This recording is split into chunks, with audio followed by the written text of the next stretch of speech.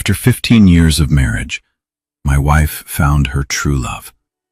She says he's down to earth and doesn't care about money. I just laughed, called my assistant and said, "Cancel her credit cards, cut off her mother's medication, and change the locks on my house." The rain started exactly when she walked through the door. I remember that detail because I was standing at the kitchen window, watching the first drops hit the glass, thinking about how appropriate it was, the universe providing a soundtrack to the end of everything.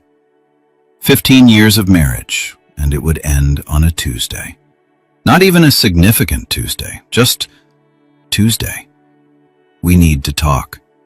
4 words, 22 letters, the complete dismantling of a life. Rebecca set her purse on the marble countertop, the one she'd insisted we install last year. The Carrera marble that cost more than most people's cars. Her keys made that familiar jingle against the stone, a sound I'd heard thousands of times coming home from her Pilates class, her lunch with the girls, her charity meetings that I now understood were never about charity at all. "Okay," I said, not turning from the window. The rain was getting heavier. I watched it streak down the glass in rivulets, distorting the view of our manicured lawn. The fountain she'd commissioned from that artist in Tuscany, the rose garden that required 3 full-time gardeners to maintain. Everything blurred, everything running. I mean, really talk, David. Her voice had that edge to it, that particular frequency that used to make me want to fix whatever was wrong, to smooth over the problem, to be the solver, the provider, the good husband. Now it just made me tired. I turned to face her. She was beautiful. I'd never denied that. Even now, even knowing what I knew, I could see objectively that Rebecca was stunning. 42 years old, and she could pass for 30. The personal trainer, the dermatologist, the stylist, the nutritionist, all worth every penny I ate. Suppose her honey blonde hair was perfect as always. Her skin glowed. Her figure, maintained with the dedication of a professional athlete, was displayed in athleisure that costs more than some people's rent. "I'm listening," I said. She took a breath, and I knew. I could see it in her eyes, in the way she squared her shoulders, in the slight tremor of her hands that she tried to hide by clasping them together. This was it. The moment she'd been building to probably for months, maybe years. I've met someone. The rain hammered against the windows. Thunder rolled in the distance, low and ominous, like the earth was clearing its throat to speak. I didn't react. I'd known this was coming. Not in the way you suspect something or fear something, but in the way you know something, because you've already seen the evidence, already traced the pattern, already solved the equation. "His name is Marcus," she continued, her voice gaining confidence now, warming to her confession. "And David, he's real.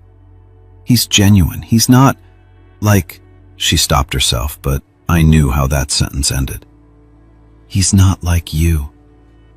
"Go on," I said quietly. "He's a teacher, high school English. He lives in a modest apartment in the city. He drives a 10-year-old Honda. He doesn't care about money or status or any of these." She gestured around our kitchen, our showcase kitchen with its professional-grade appliances and custom cabinetry. Things. Things. Our life reduced to things. "He's down to earth," she said. And there was something in her voice now, something almost reverent. "He reads poetry. He volunteers at the community center. He's teaching kids who can't afford private tutors. He's making a real difference in the world, David. A real difference. Not like you," I heard again in the silence. "Not like you with your hedge fund, your quarterly earnings, your portfolio that could fund a small nation. Not like you with your dirty money and your soulless career and your meaningless pursuit of wealth." I walked to the refrigerator, the one that costs as much as a luxury sedan, and pulled out a bottle of water. Fiji water, flown in from the South Pacific. I unscrewed the cap slowly, deliberately, and took a long drink. "How long?" I asked. "Does it matter?" Humor me. She looked away. 8 months. 8 months. I nodded slowly. 8 months of lies. 8 months of late nights at the gym. 8 months of mysterious smiles at her phone. 8 months of growing distance that I'd felt but convinced myself I was imagining. I love him, she said, and now there were tears in her eyes. Real tears or performed tears. I wasn't sure anymore. I know this hurts you. I know this isn't what either of us planned, but David, I haven't felt like myself in so long. I've been playing a role, living a life that looks perfect on the outside but feels empty on the inside. Empty, I repeated. Yes, empty. All of this. Again, that dismissive gesture at our home, our life, everything I'd built. It's just stuff, expensive stuff, but it's not real love. It's not real connection. Marcus and I, we talk for hours about books, about life, about what really matters. He sees me, David, the real me, not the trophy wife, not the decoration on your arm at fundraisers. Me. I set the water bottle down on the counter. The condensation left a ring on the marble. Rebecca would have corrected me for that once. Told me to use a coaster. Now, she didn't even notice. I want a divorce, she said. I want to be with Marcus. I want to live authentically. I want to be with someone who values me for who I am, not what I look like, or how well I can play hostess, or how perfectly I can arrange flowers for one of your business dinners. The rain was a roar now, pounding against the roof, overwhelming the room with white noise. In that moment, I felt something click into place. A mechanism I hadn't known was there. A switch flipping from one position to another. Does he know? I asked. Know what? About the prenup? About the trust fund you burned through in the first 3 years of our marriage? About the credit cards in my name? About your mother's medical bills that I've been paying? About the charity foundation you run that's never actually donated to charity? Does Marcus know any of that? Her face went pale.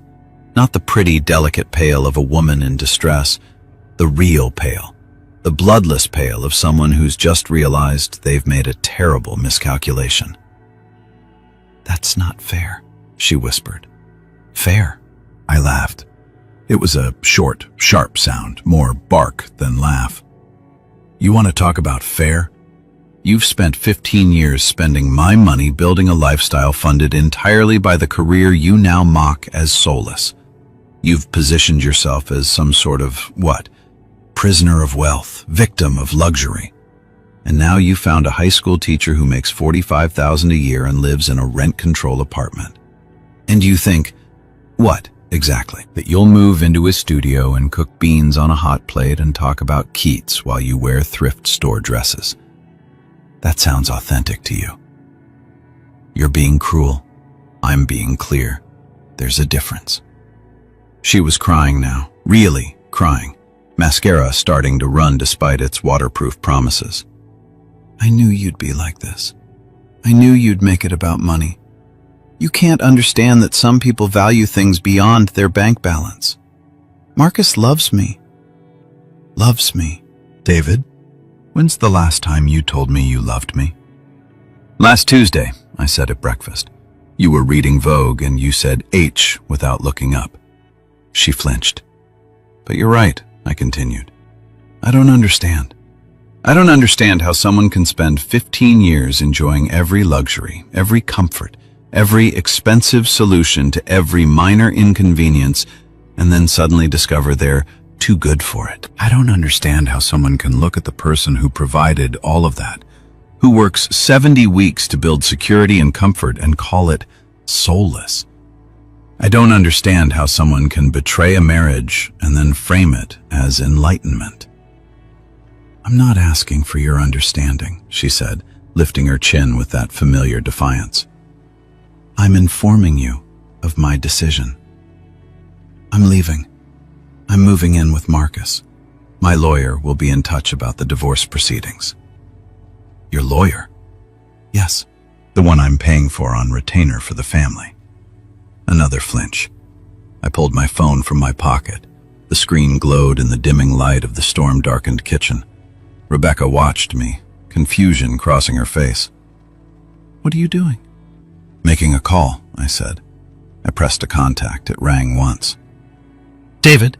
Jennifer's voice, crisp and professional even at 7:00 p.m. on a Tuesday. My assistant of 12 years, the woman who knew every detail of my financial life, who managed the practical reality of my wealth with ruthless efficiency. "Jennifer," I said, my voice calm, almost pleasant. "I need you to do a few things for me. Of course, cancel all of Rebecca's credit cards, all of them. The Amex, the Visa, the Mastercard, the Nordstrom card, all of them. Close the accounts." Rebecca's eyes went wide. "David." I held up a finger. She fell silent. "Second, contact the pharmacy." Canceled the standing order for Eleanor's medications. Eleanor, Rebecca's mother, stage 4 breast cancer. Medications that cost $6,000 a month. "You can't," Rebecca started, but her voice died in her throat. "Third, call the house management company. I want the locks changed on this property. All of them. Tonight, within the hour." "David, please." "Fourth, contact Dr. Williamson's office. Cancel Rebecca's standing appointments and her spa package at the Four Seasons and her personal training sessions. Actually, just cancel everything under her name. Everything." Rebecca was shaking now, her perfect composure crumbling like sand. "You're insane. You can't do this." "Fifth," I continued, still speaking to Jennifer, "prepare a full accounting of all expenditures made on behalf of Rebecca Chen for the duration of our marriage. Everything. The cars, the clothes, the jewelry, the trips, the treatments, the donations made in her name, the foundation operating costs, all of it. I want to know the exact number." "I'll have it by morning," Jennifer said. "Perfect. Thank you." I ended the call. The silence that followed was broken only by the rain and Rebecca's ragged breathing. "The prenup was very clear," I said softly. "In the event of infidelity, you get nothing. Not the house, not the cars, not the alimony. Nothing. You signed it 15 years ago, remember? You and your lawyer both signed it. You said you didn't care about the money then, that you married me for love." "David, please." She was begging now, all pretense of dignity gone. "My mother, her medication, she'll die without it." "Then I suggest you ask Marcus to cover it," I said. "With his teacher's salary and his authentic values, I'm sure he'll be happy to help." "You bastard." I've been called worse. I picked up my water bottle, took another sip. "You said Marcus doesn't care about money, that he's down to earth, real, genuine. So prove it. Go to him. Live that authentic life you want so badly. Cook beans on a hot plate, shop at thrift stores, take the bus. Experience real love, unburdened by all this meaningless luxury. I'll sue you. My lawyer, your lawyer, who I've paid for the last 6 years, will tell you exactly what I just did. The prenup is ironclad. You committed adultery in writing, in texts that I have copies of, in hotel records that I've already subpoenaed. You have no case. You have no money. And as of, I checked my watch, approximately 12 minutes ago, you have no credit cards." She stared at me like she'd never seen me before. Maybe she hadn't. Maybe all she'd ever seen was a wallet with a face. A provider. A thing to be used and then discarded when something more appealing came along. "You're cruel," she whispered. "No," I said, "I'm fair. You wanted authentic. You wanted real. You wanted to be valued for who you are, not for the lifestyle you can maintain. Congratulations, Rebecca. You're about to find out it's exactly who you are." I walked past her, toward the stairs, toward the master bedroom, that would be mine alone by the end of the night. "Where are you going?" she called after me. "To pack your things," I said without turning. You have an hour before the locks change. I suggest you take only what you can carry. Marcus's studio won't fit much. I climbed the stairs slowly, listening to her sob behind me, listening to the rain, listening to the sound of everything ending. And in that moment, standing on the landing between the old life and whatever came next, I felt something I hadn't felt in years. Free. The house was never quiet. In 15 years of marriage, I'd never experienced true silence in this house. There was always something. Rebecca's music playing from hidden speakers, the hum of her hairdryer from the bathroom, the chatter of her friends gathered in the sunroom, the clink of her jewelry as she got ready for another event, another dinner, another performance of the perfect life. Now standing in the bedroom at 8:47 p.m. on a Tuesday in March, I heard nothing but rain. I'd packed her things methodically, not crewy. I'm not a monster, whatever she might tell Marcus later, but efficiently. Suitcases laid out on the bed, clothes folded, toiletries gathered, jewelry placed in their cases. I packed the things she'd need immediately, the things she'd actually use in a studio apartment with a man who drove a 10-year-old Honda. I left behind the gowns, the designer heels, the fur coat she'd bought in Milan, the clutch purses that cost more than Marcus's monthly rent. She wouldn't need those anymore. Not in her new, authentic life. She'd stopped crying by the time I brought the first suitcase downstairs. She sat at the kitchen island, her phone in her hand, staring at the screen with a kind of horror that would have been amusing if it weren't so pathetic. "They're really canceled," she said, not looking up. "All of them." "I don't make empty threats, Rebecca. You should know that by now. My mother's medication will be your problem now or Marcus's. I'm sure he's very resourceful." She looked up then, and I saw something flicker across her face. Not anger. She'd moved past anger. This was something else. Calculation, maybe. The gears turning as she tried to find an angle, a lever, some way to reverse what was happening. "David, we can talk about this. We can work something out. I made a mistake. I can see that now. Maybe we can know. Just that. Just no." One syllable, 2 letters. The simplest word in the English language. And I watched it hit her like a physical blow. "You don't mean that. You're angry. You have every right to be angry, but we can get through this.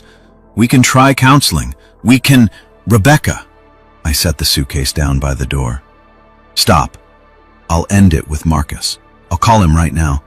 I'll tell him it's over." "We can fix this, David. 15 years. That has to mean something." It did mean something. It meant 15 years of building a life that she'd just set fire to because she was bored. 15 years of my 70-hour work weeks while she lunched and shopped and pretended to run a charity. 15 years of me believing that the bargain we'd struck, my provision for her presence, was one she valued. I'd been wrong. "What did it mean to you?" I asked. 15 years. What did it mean when you were in Marcus's bed, when you were texting him from our vacation in Santorini last summer, when you were telling him how trapped you felt, how empty, how much you longed for something real? She went white again. "How did you?" "I'm very good at what I do, Rebecca. Numbers, patterns, analysis. Did you think I wouldn't notice when you started password protecting your phone?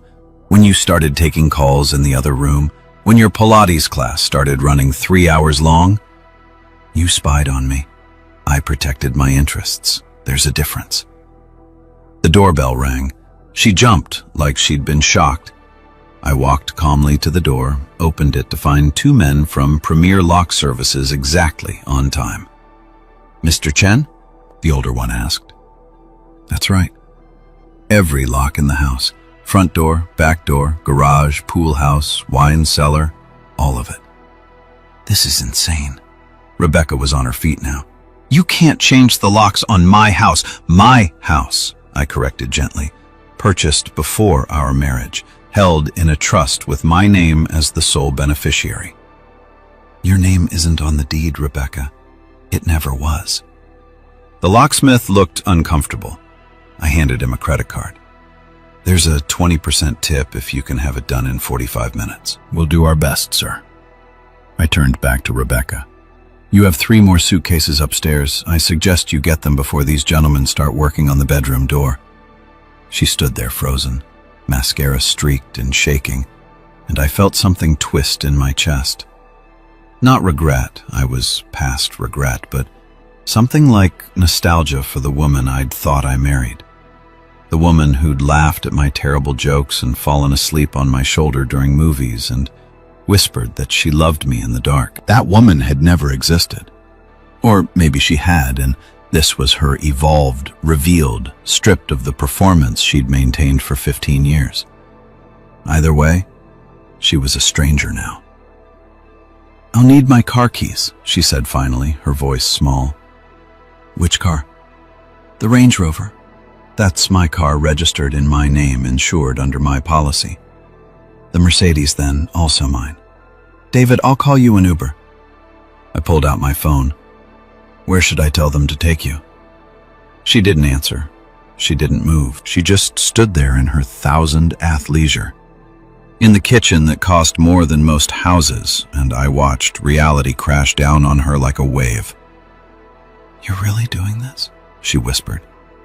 "You really slept with Marcus for 8 months while living in my house, spending my money and planning your exit? So yes, I'm really doing this." The Uber arrived at 9:23 p.m. By then, the locksmiths were halfway through their work, and Rebecca had dragged 4 suitcases to the front door. 4 suitcases of her life, which seemed simultaneously too much and not nearly enough. "My jewelry," she said, as the driver loaded her bags into the trunk. "The pieces from Cartier, from Tiffany, those were gifts." "Yes, gifts that I gave you during our marriage.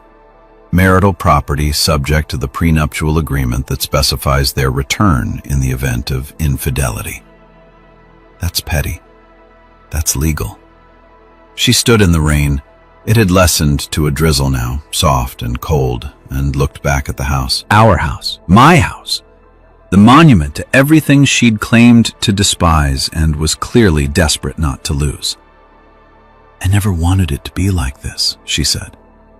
"How did you want it to be? You'd leave, take half of everything, and I just..." "What?" "Thank you for the memories. I wanted you to understand." "I understand perfectly. You wanted the security of wealth and the romance of poverty. You wanted the comfort of luxury and the moral superiority of simplicity. You wanted everything, Rebecca. You just didn't want to pay for any of it." The Uber driver cleared his throat. "Ma'am, meter's running." She got into the car without another word. I watched the taillights disappear down the driveway, past the fountain, past the gates, into the rainy March night. Then I went inside, locked the door, the new lock with the new key, and stood in the silence.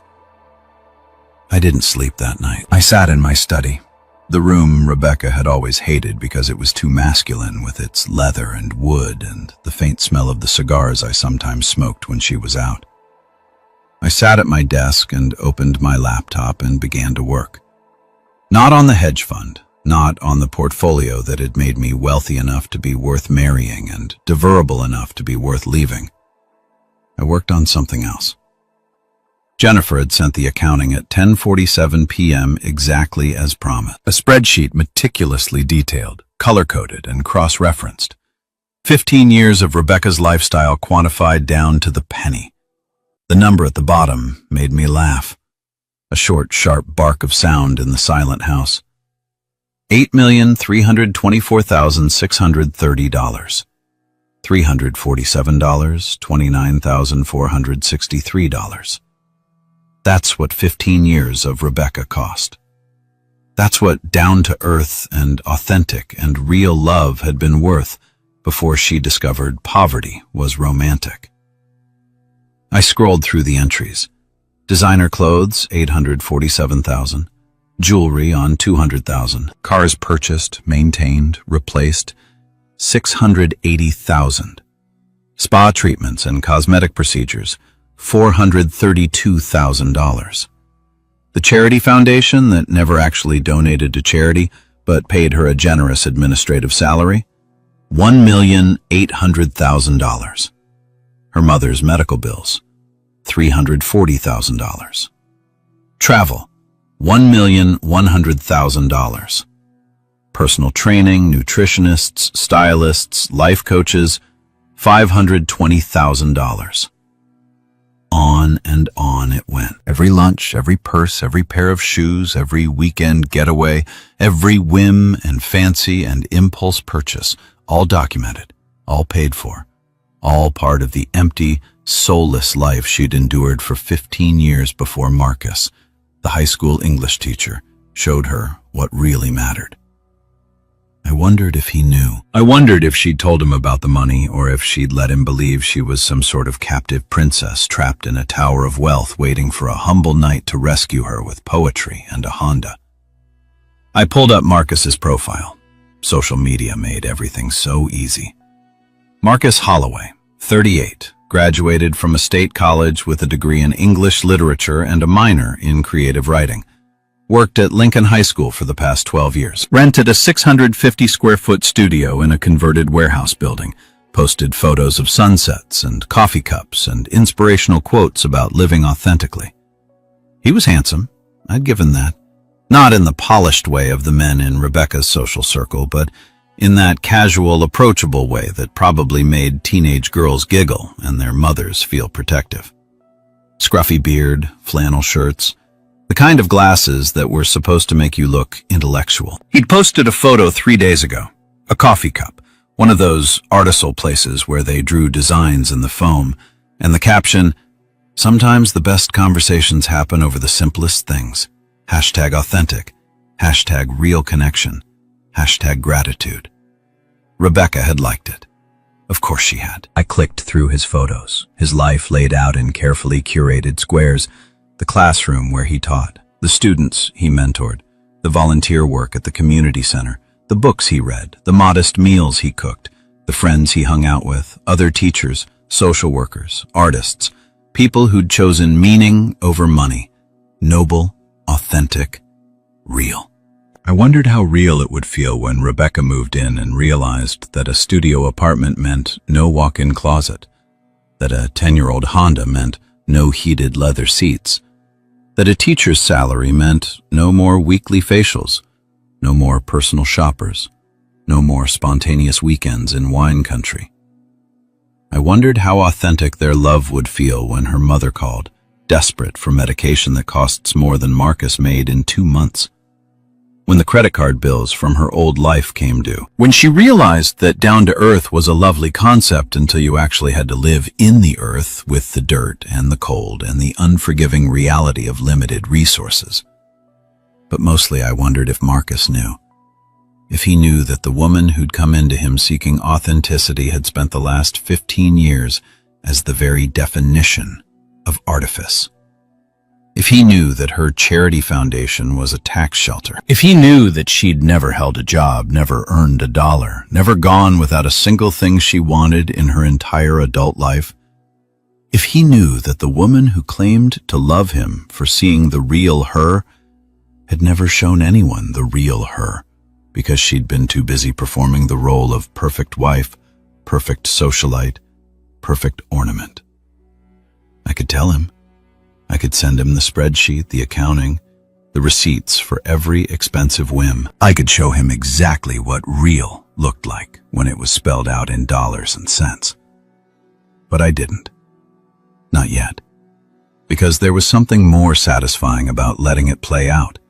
About letting Rebecca discover day by day what she'd given up. About letting Marcus discover layer by layer who he'd really taken in. I learned in my years of managing investments. Wasn't about the immediate strike. It was about the long game, the patient positioning, the careful setup that made the inevitable collapse feel not like an attack, but like gravity. At 3:17 a.m., my phone buzzed, a text from an unknown number. "Please, my mom needs her medication. I'll do anything. Please." I stared at the message for a long time. The rain had stopped. The house was silent. Somewhere across the city, Rebecca was learning what anything really meant. I typed back, "Contact your mother's insurance company. They have emergency programs for situations like this. Or ask Marcus for help. I'm sure he'd be happy to contribute." 3 dots appeared, disappeared, appeared again. "Then you're cruel." I set the phone down without responding. Cruel. She kept saying that word like it meant something. Like there was cruelty in enforcing consequences, in holding her accountable, in refusing to subsidize the life she'd claimed to despise. I wasn't cruel. I was just finished being kind. The sky was starting to lighten when I finally closed my laptop. Dawn coming slow and gray, washing out the stars. I walked through the house, through all the rooms that had never been quiet, listening to the sound of nothing. In the bedroom, I lay down on the bed, my bed now, mine alone, and closed my eyes. And in the silence, finally, I slept. Sunlight woke me, not the alarm, not the sound of Rebecca's morning routine, not the smell of the coffee she never made herself but always expected to be ready. Just sunlight streaming through windows that no one had covered because no one had been there to care about privacy or light or anything except sleep. I checked my phone. 11:23 a.m. I'd slept for almost 7 hours, the longest uninterrupted stretch in months, maybe years.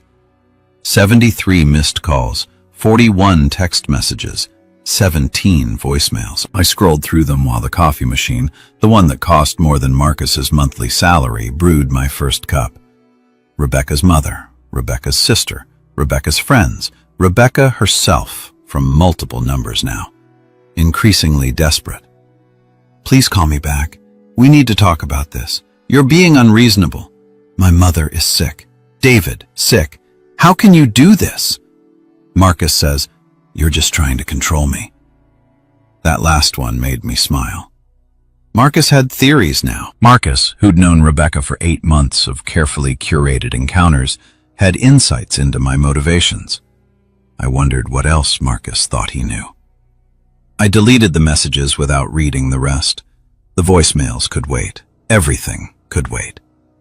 The house felt different in daylight. Emptier, yes, but also cleaner somehow. Like someone had removed a layer of noise I hadn't known was there. I walked through rooms that Rebecca had decorated past furniture she'd chosen around art she'd commissioned, and felt nothing except a mild curiosity about what I'd do with it all. Sell it, probably. Start over. Build something that was actually mine instead of a stage set for a performance that had ended. My phone rang. Jennifer. "Good morning," she said. Her voice that perfect blend of professional and personal that made her invaluable. "How are you holding up?" "I'm fine. Better than fine, actually. I've had 17 calls from Rebecca's attorney this morning. Well, her former attorney. He wanted me to inform you that he's withdrawing from representation due to conflict of interest because I've been paying his retainer." "Precisely. He suggested she contact legal aid." I laughed. I couldn't help it. The image of Rebecca, who'd spent $847,000 on clothes alone, sitting in a legal aid office waiting for a public defender, was too perfect. "There's more," Jennifer continued. "Her mother's hospital called. They're asking about payment for yesterday's treatment. Apparently the account is overdue." "How overdue?" 6 months. I set my coffee cup down. 6 months I've been paying those bills regularly. "You've been paying what Rebecca told you to pay." I pulled the actual invoices. She's been understating the costs and pocketing the difference. Of course she had. Of course, because the woman who'd claimed to be trapped in luxury, who'd yearned for authenticity and simplicity, had been skimming money from her dying mother's medical treatments. "How much?" I asked. "She's diverted approximately $68,000 over the past year." "Jesus, there's more." Jennifer's voice took on a careful tone. The one she used when delivering particularly sensitive information. I did some digging into the charity foundation, the one she ran. David, it's worse than we thought. Tell me. The foundation has taken in approximately $3 million in donations over the past 5 years. Do you know how much has actually gone to charitable causes? I weighted $47,000, less than 2%. The rest went to administrative costs, which is to say, Rebecca's salary, office expenses for an office that doesn't exist, travel expenses for trips that were personal vacations, and payments to various vendors who, upon investigation, turn out to be shell companies. I walked to the window. The fountain was running, water cascading in patterns that some artists had assured us represented the flow of prosperity. It looked like water falling into water to me. Expensive water. She's been embezzling, I said. In a technical sense, no. She structured it legally, but morally, ethically, absolutely. The donors thought they were funding literacy programs for underprivileged children. They were funding Rebecca's lifestyle. Who knows about this? Currently, just me. But the foundation has to file public tax returns. Anyone who bothered to look could see the discrepancy. Has anyone bothered to look? Not yet. But David, if this comes out, it won't reflect well on me. I know the husband who either knew and allowed it or didn't know and was incompetent. Exactly. I watched the waterfall pattern and repetition, gravity doing its work. Shut it down. I said the foundation, all of it, dissolve the entity, distribute the remaining assets to actual literacy charities, real ones, vetted ones. Release a statement saying that, due to restructuring, the foundation is closing, and all future charitable giving from the Chen family will be handled through established organizations. Make it clean. That's very generous, considering. I'm not being generous. I'm being practical. Rebecca started that foundation in my name as much as hers. When it comes out what she's done, and it will come out, I want to be the one who stopped it, not the one who enabled it. Understood. I'll start the paperwork today. And Jennifer, make sure the real charities get proper funding, the amount that should have gone to them if Rebecca had actually been doing her job. I'll write the checks myself. That's going to be substantial. I know. Do it anyway. There was a pause, then quietly. You're a better person than she deserves. I'm just a person who pays his debts, even the ones that aren't technically mine. I spent the afternoon in my office, the downtown office, glass and steel, and the kind of view that reminded you why people worked 70-hour weeks. My actual work, the thing that had built the fortune Rebecca had been so comfortable spending, demanded attention. Markets didn't care about divorce. Numbers didn't stop moving because your wife was sleeping with a high school English teacher. The world continued, indifferent to personal drama, and there was something almost comforting in that. Mr. Chen, my secretary, Patricia, appeared in the doorway. There's a woman here to see you. She doesn't have an appointment. Name? Eleanor Martinez, Rebecca's mother. I should have anticipated this. Should have known that Rebecca, desperate and cornered, would send in the one person I might actually feel sympathy for. Eleanor, who'd been nothing but kind to me, who'd welcomed me into her family, who was dying by degrees while her daughter embezzled from her medical fund. Send her in. Eleanor looked smaller than I remembered. Cancer did that, I suppose. Took the substance from you bit by bit until what remained was more spirit than flesh. She was pale, drawn, wearing a headscarf that couldn't quite hide the fact that chemotherapy had taken her hair. But her eyes were clear, sharp, and there was steel in her spine as she walked into my office. David, she said, thank you for seeing me. Eleanor, please sit. She lowered herself carefully into the chair across from my desk, every movement measured, conservation of energy, the calculus of the chronically ill. I won't waste your time, she said. I know what Rebecca did. I know about Marcus.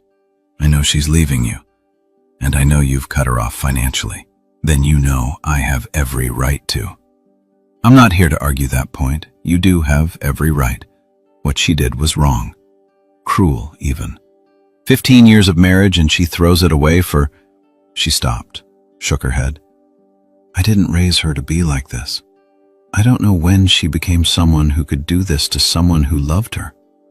Did I love her? I asked. The question surprised me as much as it probably surprised Eleanor. I'm not sure anymore. I provided for her, protected her, gave her everything she asked for. But love, real love, I don't know if either of us knew what that was. Eleanor studied me with those sharp eyes. Maybe not, but you didn't betray her. You didn't lie to her. You didn't make vows you had no intention of keeping. No, I just worked myself into irrelevance while she built a life I wasn't actually part of. Don't do that. Don't take responsibility for her choices. She made this decision. She pursued Marcus. She lied. She cheated. That's on her, David, not you. I nodded slowly. Why are you here, Eleanor? She took a breath. It rattled slightly in her chest, a sound like wind through dead leaves. My medication. Rebecca called me hysterical, saying you'd cut off the payments, that I'd die if I couldn't get my treatments. I need to know, is that true? Did you really cut off my medical coverage to punish her? The question sat between us, heavy and accusatory. No, I said quietly. I cut off Rebecca's access to the account I'd set up for your care, but the account still exists. The money is still there. Eleanor's shoulders sagged with relief. Oh, thank God. She made it sound like I'd sentenced you to death to get back at her. Yes, I imagine she did. It's a compelling narrative. The cruel, wealthy husband who'd rather let an innocent woman die than forgive his wife's transgression. That's not fair. No, it's not. None of this is fair. Eleanor, do you know how much I've paid for your care over the past 3 years? She shook her head. $340,000. Do you know how much your actual treatment costs? I'm not sure. Rebecca handles all the paperwork. Your treatments cost approximately $12,000 per month, which means over 3 years the actual cost should have been about $432,000. But I've paid less than that. Do you know why? I could see her putting it together. The math, the discrepancy, the ugly truth hiding in the numbers. She told me you were covering everything. Eleanor whispered. She said you'd set up a special account, that I should never worry about the bills, that she'd handle all the insurance and the paperwork. I trusted her. She was skimming from your medical fund, Eleanor, understating the cost to me, pocketing the difference. You've actually been accumulating debt with the hospital because Rebecca wasn't paying the full amount. She was taking your money. Money meant to keep you alive and spending it on herself. Eleanor's hand went to her mouth. For a moment I thought she might be sick.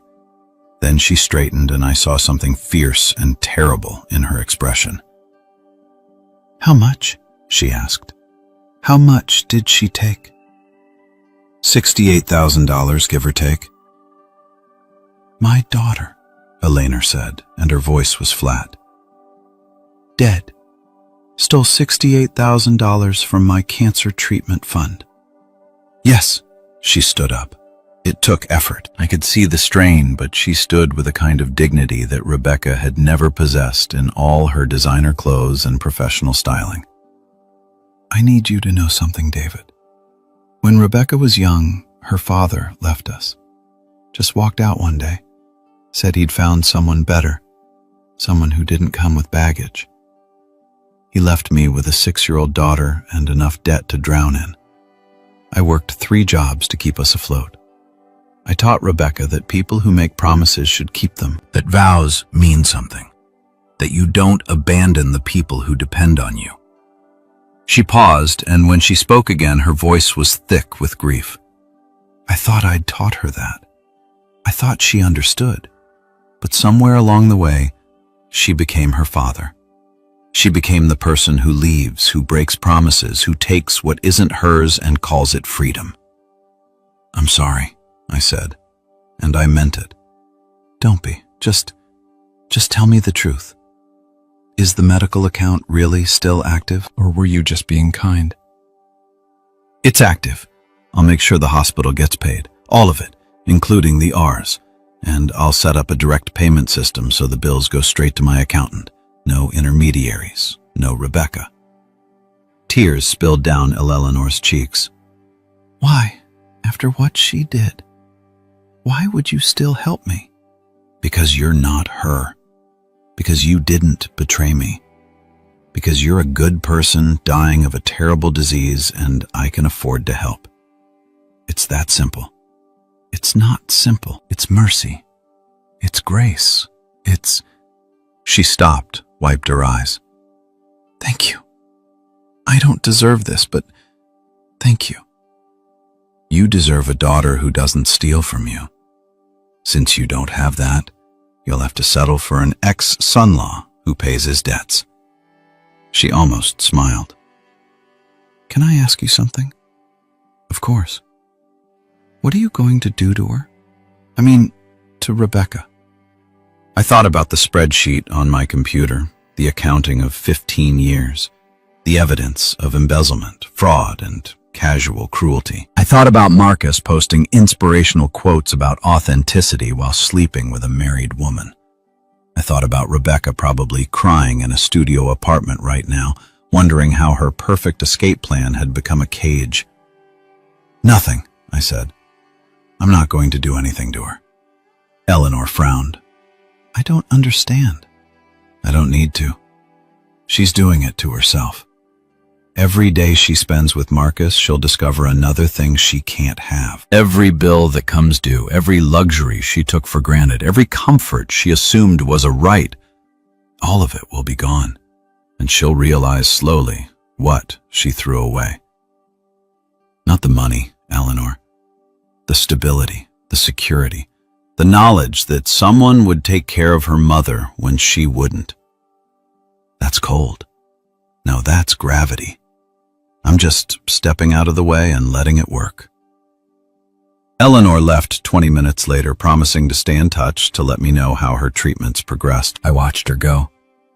This woman who'd raised a monster and somehow remained kind and felt the weight of what I was doing settle over me like a coat. Revenge, justice, consequences. Whatever word you wanted to use, it all amounted to the same thing. I was systematically dismantling Rebecca's life, and I was doing it without ever raising my voice or making a threat. My phone buzzed, another text from Rebecca.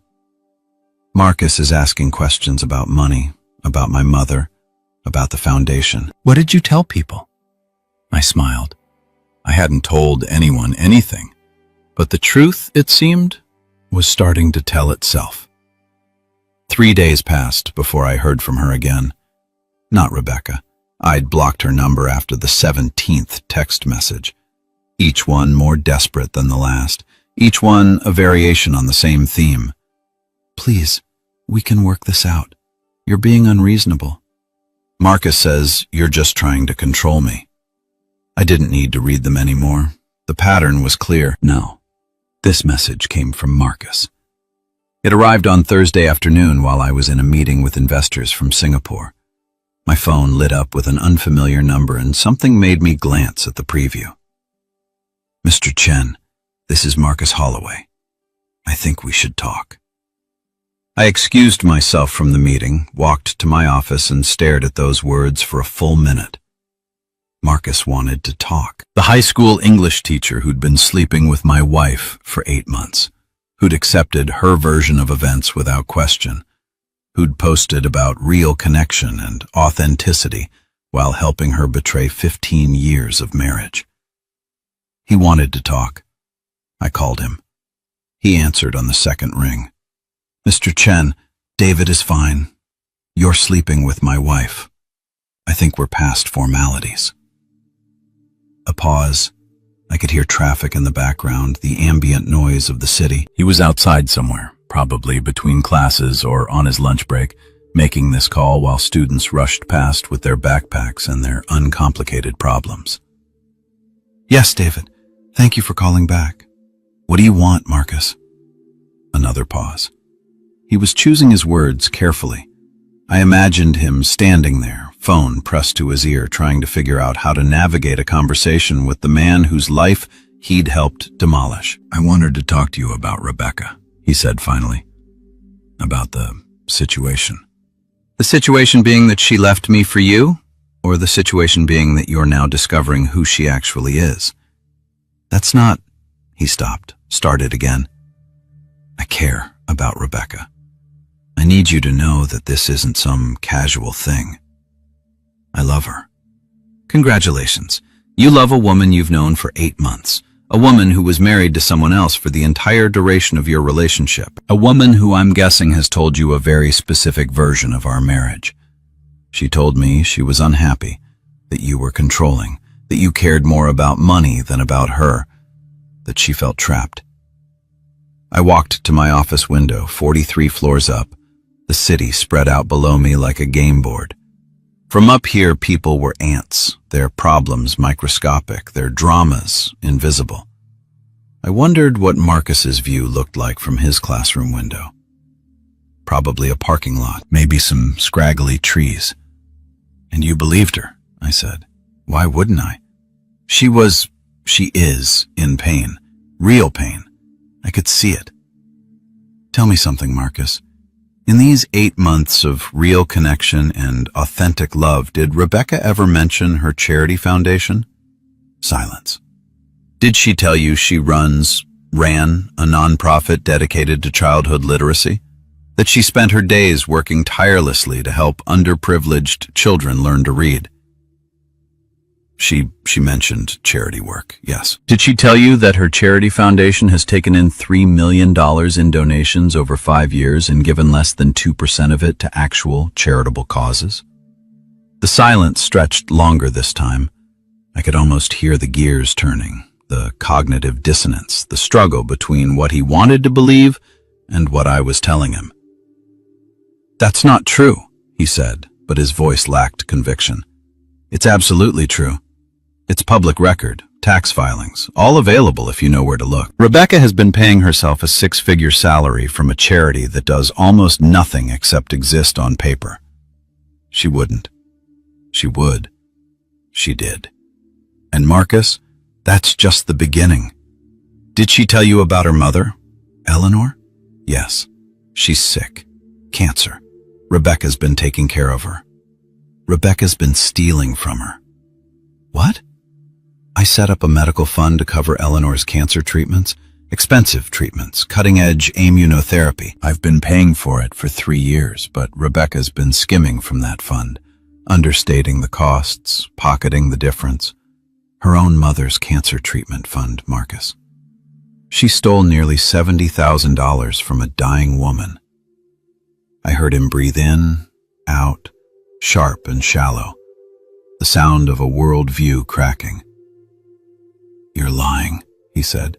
You're just trying to turn me against her because you're angry. I'm not angry, Marcus. I'm factual. And here's another fact. The woman who moved into your studio apartment 3 days ago, the one who says she doesn't care about money, she spent $847,000 on clothes during our marriage. She owns a purse collection worth more than your annual salary. She's had cosmetic procedures that cost more than you paid for your car. She's giving all that up for us, for a real life. Is she? Has she brought her designer wardrobe to your place? Her shoes, her jewelry, her collection of handbags that each cost more than your monthly rent? Silence again. Longer this time. I packed 4 suitcases for her, I continued. Basic clothes, toiletries, the things she'd actually need in a studio apartment. I left the rest. The gowns, the furs, the couture. Because you're right, Marcus. She doesn't need those things. Not in the authentic, down-to-earth life you're building together. But I wonder, has she asked you about them? Has she mentioned maybe going back to get a few more things? Has she talked about storage units or keeping some items just in case?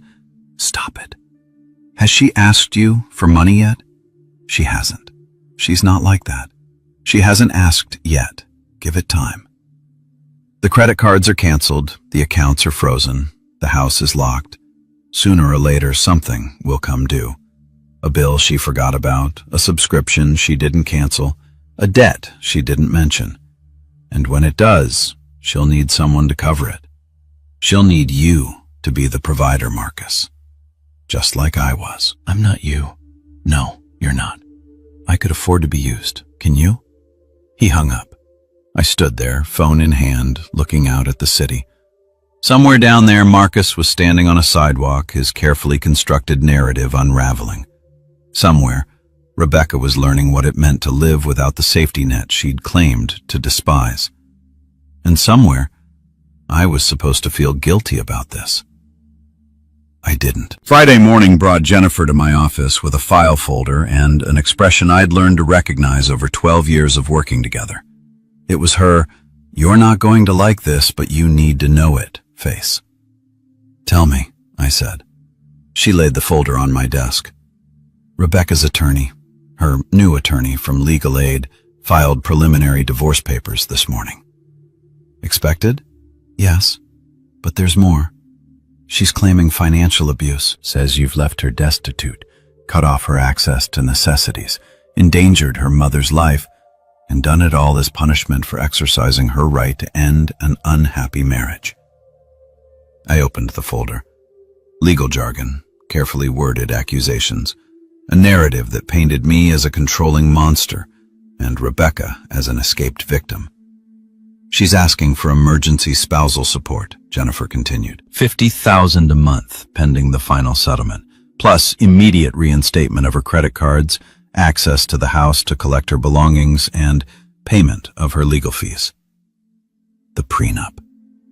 Her attorney is arguing the prenup is invalid due to coercion, claims you pressured her into signing it when she was young and vulnerable, that she didn't have independent legal counsel, that the terms are unconscionable. I laughed. I couldn't help it. The sound echoed in my office, sharp and humorless. She had independent legal counsel. I have the documentation. She spent 3 weeks reviewing it with her attorney before signing. She negotiated several clauses herself, including the one that gave her the Range Rover in the event of an amicable separation. I know, and her attorney knows. But they're throwing everything at the wall to see what sticks. This is about public perception, David, about creating a narrative that makes you look like the villain. Let me guess. She's already talked to the press. Jennifer pulled out her phone, pulled up a web page, and handed it to me. The headline read, "Hedge fund billionaire leaves wife destitute after she asks for divorce." Below it, a photo of Rebecca, not recent. This was from 2 years ago, a charity gala. Her in a gown that cost $30,000, diamonds at her throat, smiling, that perfect smile that had fooled so many people for so long. The article was exactly what I expected. Rebecca, portrayed as a devoted wife who'd spent 15 years supporting her husband's career, who'd sacrificed her own ambitions to be his partner, who'd finally found the courage to ask for a divorce when she realized the marriage was making her unhappy. And I, the cold-hearted financier, had responded by cutting her off completely, leaving her homeless and penniless, even threatening her dying mother's medical care. There's no mention of Marcus, I noted. No, she's smart enough to keep him out of it.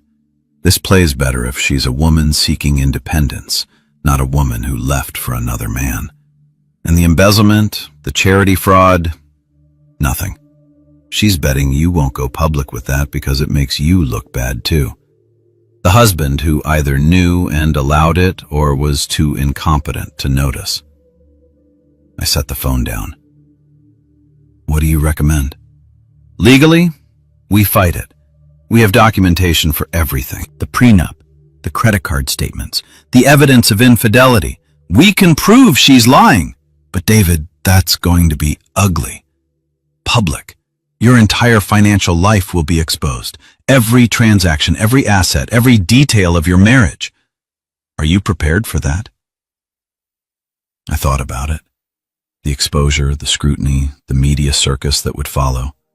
My business partners would be uncomfortable. Investors would ask questions. My privacy, which I'd guarded carefully for years, would be shredded. What's the alternative? You could settle, give her something. Not the $50,000 a month she's asking for, but enough to make her go away quietly. A lump sum, maybe $1 million, maybe $2 million. Call it a nuisance payment and move on with your life. You're suggesting I pay her to stop lying about me. I'm suggesting you pay her to go away. There's a difference. I walked to the window again. It was becoming a habit, this retreat to the view to the distance that made everything smaller. Below me, the city moved. People going to work, to lunch, to meetings, to lives that didn't include betrayal and embezzlement and legal maneuvering. No, I said in David. No, I won't pay her. Not $1 beyond what the prenup requires, which is nothing. She made her choice. She doesn't get to profit from it. She's going to make this very painful for you. Then let her. I have the truth on my side. Let's see how far lies can carry her. Jennifer nodded slowly. She'd expected this answer, I think. Hoped for it, maybe. All right. Then we go to war. Not war. War implies two equal sides. This is just exposure. We're going to let the light in, Jennifer, on all of it. The charity fraud, the embezzlement from her mother's medical fund, the affair, all of it. We're going to give the press a better story than the one Rebecca's selling. That's going to hurt her. She should have thought of that before she decided to paint me as an abuser. That night, alone in the silent house, I drafted an email. Not to Rebecca, not to Marcus, not to the press or to lawyers or to anyone who might use it against me. To Eleanor. Eleanor, I hope you're feeling as well as can be expected. I wanted to update you on the medical account situation. Everything is resolved. The hospital has been paid in full and I've set up automatic payments going forward. You don't need to worry about it anymore. I also wanted you to know that Rebecca has filed for divorce. I expect it will be contentious. She's making claims in court that aren't true, that I've abused her financially, that I've endangered your life, that I've been controlling and cruel. I want you to hear from me directly. None of that is true. But I also want you to know that whatever happens between Rebecca and me, it won't affect your care. The medical account is separate, protected, and will continue regardless of how the divorce proceeds. You don't have to choose sides. You're her mother. That's more important than being my ex-mother-in-law. But I wanted you to know the truth from me before you hear Rebecca's version of it. Take care of yourself, David. I read it 3 times before sending it. Then I poured a drink, expensive scotch, the kind that Rebecca used to say tasted like smoke and regret. And I sat in my study surrounded by books I'd never had time to read and art I'd bought because Rebecca said it would impress people. My phone buzzed. A response from Eleanor faster than I'd expected. David, thank you for your honesty. I've already heard Rebecca's version. I don't believe it. I know my daughter. I know what she's capable of. And I know what you've done for me. What you continue to do even now. I'm sorry for all of it. You deserve better than what she gave you. Eleanor. I stared at those words until they blurred. You deserved better than what she gave you. Did I? I wasn't sure anymore. Maybe I deserved exactly this. Maybe 15 years of valuing work over relationship, of providing things instead of presents, of building a fortune while neglecting to build a marriage. Maybe this was the bill coming due for all of that. Or maybe Rebecca was just someone who'd learned to take and never learned to give, and I'd been convenient until I wasn't. Either way, it was over now. The truth was coming out piece by piece, revelation by revelation, and somewhere in a studio apartment across the city, Rebecca was learning that authenticity had a price she'd never imagined paying. Marcus called again on Saturday. I almost didn't answer. I was at the gym, the private one in my building, the one that cost more per month than his rent, working through the kind of punishing routine that turned thoughts into sweat and questions into silence. But something made me pick up. David. His voice sounded different, strained, tired in a way that had nothing to do with sleep. "Marcus, I need to talk to you in person, please." I looked at myself in the mirror, 47 years old, in better shape than I'd been at 30. Everything maintained and optimized and performing exactly as it should. A machine, Rebecca had called me once. Not a compliment. When now I'm at a coffee shop on 5th and Madison. I can wait. The desperation in his voice was almost tangible. This wasn't the confident English teacher who posted about authenticity. This was someone drowning, reaching for anything solid. "Give me an hour," I said. The coffee shop was exactly what I expected. Artisol, exposed brick, reclaimed wood tables, the kind of place where a latte cost $8 and came with a lecture about fair trade and sustainable farming. Marcus was at a corner table, hunched over a cup that had gone cold, looking like a man who'd just discovered that all his principles were built on sand. He stood when he saw me, extended his hand. I shook it. His grip was weak, uncertain, nothing like the firm handshake of a man confident in his choices. "Thank you for coming," he said. I ordered a black coffee, regular coffee, not the hand-poured single-origin ceremonial experience, and sat down across from him. Up close, he looked worse than he'd sounded on the phone. Dark circles under his eyes, a tension in his jaw that spoke of sleepless nights and questions he couldn't answer. "You wanted to talk," I said. He stared into his cold latte. "I looked into what you told me about the charity, the medical fund. I didn't want to believe it. I thought you were just trying to, poison me against her. But I looked and the tax filings are public record. You were right. 3 million in donations, 47,000 to actual programs. I sat there reading them and I kept thinking, there must be a mistake. Some accounting thing I didn't understand. But there's no mistake, is there? No. She's been paying herself $120,000 a year to run a charity that does almost nothing. $127,000? I corrected. She got a raise last year.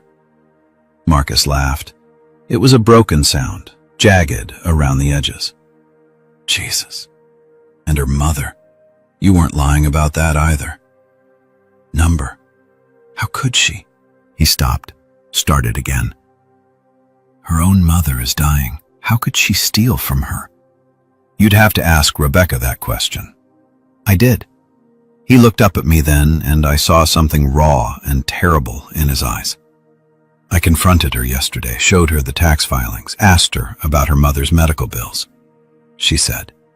He stopped, swallowed hard. She said you were manipulating the records, that you were trying to destroy her credibility, that everything was fine with the charity until you decided to weaponize it against her. And you believed her? I wanted to. God, I wanted to. But David, the numbers don't lie. I'm a teacher. I'm not stupid. I can read a tax form. I can see when something doesn't add up. I drank my coffee. It was bitter, over-extracted. The kind of coffee that reminded you that expensive didn't always mean good. What do you want from me, Marcus? I want to know who she really is. Why? You love her. You said so yourself. You've upended her marriage for her, taken her into your home, committed yourself to building an authentic life together. Why does it matter who she really is? Because I'm starting to think the woman I fell in love with doesn't exist. There it was. The crack in the foundation spreading wider with every revelation. I should have felt triumphant. This was what I wanted, wasn't it? For Marcus to see the truth. For Rebecca's perfect escape plan to crumble. For both of them to understand the cost of their choices. But sitting there looking at this man who'd been stupid enough to believe in love at first sight and authentic enough to care about the truth, I felt something closer to pity. Tell me about her, I said. The woman you fell in love with. Who is she? Marcus leaned back in his chair. She's kind, thoughtful. She cares about things that matter. She talks about wanting to make a difference, about feeling trapped in a life that was all surface and no substance. She's beautiful, yes, but she's also deep. She reads, she thinks, she asks questions about meaning and purpose, and she made you feel special. I finished like you were the one person who could really see her, who could understand her in a way her wealthy, soulless husband never could. He flinched. I'm not mocking you, I said. I'm stating facts. Rebecca is very good at making people feel special. It's her gift. She made me feel that way too. Once made me feel like I was rescuing her from a difficult life, giving her security and stability and everything she needed. Made me feel like her provider, her protector, her hero. What changed? Nothing changed. That's the point. She was always performing. I just didn't realize it until the performance ended. Marcus wrapped both hands around his cold coffee cup like he was trying to absorb heat that wasn't there. She moved in 4 days ago. The first night it was everything I'd imagined. We stayed up talking. She said she felt free for the first time in years, like she could finally breathe. And the second night, she started asking about storage. Said she needed to get some things from your house, some clothes, some personal items. I said, sure, of course. But then she showed me pictures on her phone. David, it wasn't clothes. It was jewelry. Designer bags. Shoes that cost, I looked them up, shoes that cost $3,000 a pair. The Louis Vuitton or the Manolos. I don't even know what those words mean. Welcome to Rebecca's world. I told her she couldn't bring that stuff to my place, that it wouldn't fit, that it didn't align with the life we were building. She got angry, said I was trying to control her, that she should be able to have her own things. We fought for an hour over shoes, over what they represented. She kept saying they were hers, that she'd earned them. I asked, how does someone earn $3,000 shoes? She couldn't answer, just kept saying she deserved them. I signaled the barista for another coffee.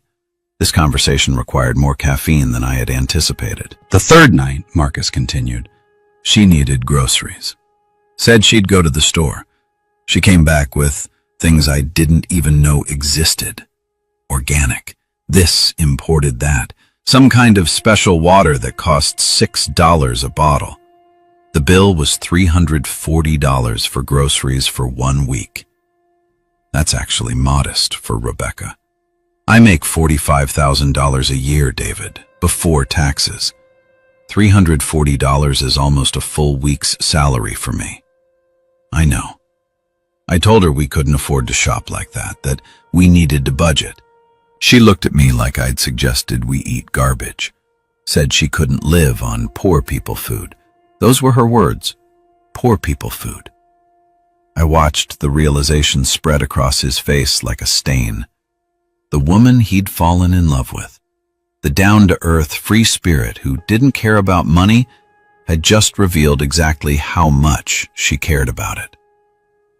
Last night, Marcus said, his voice dropping to almost a whisper, her phone rang, a number she didn't recognize. She answered it, and I heard her tell whoever it was that she'd have the money soon, that her lawyer was working on it, that she just needed a little more time.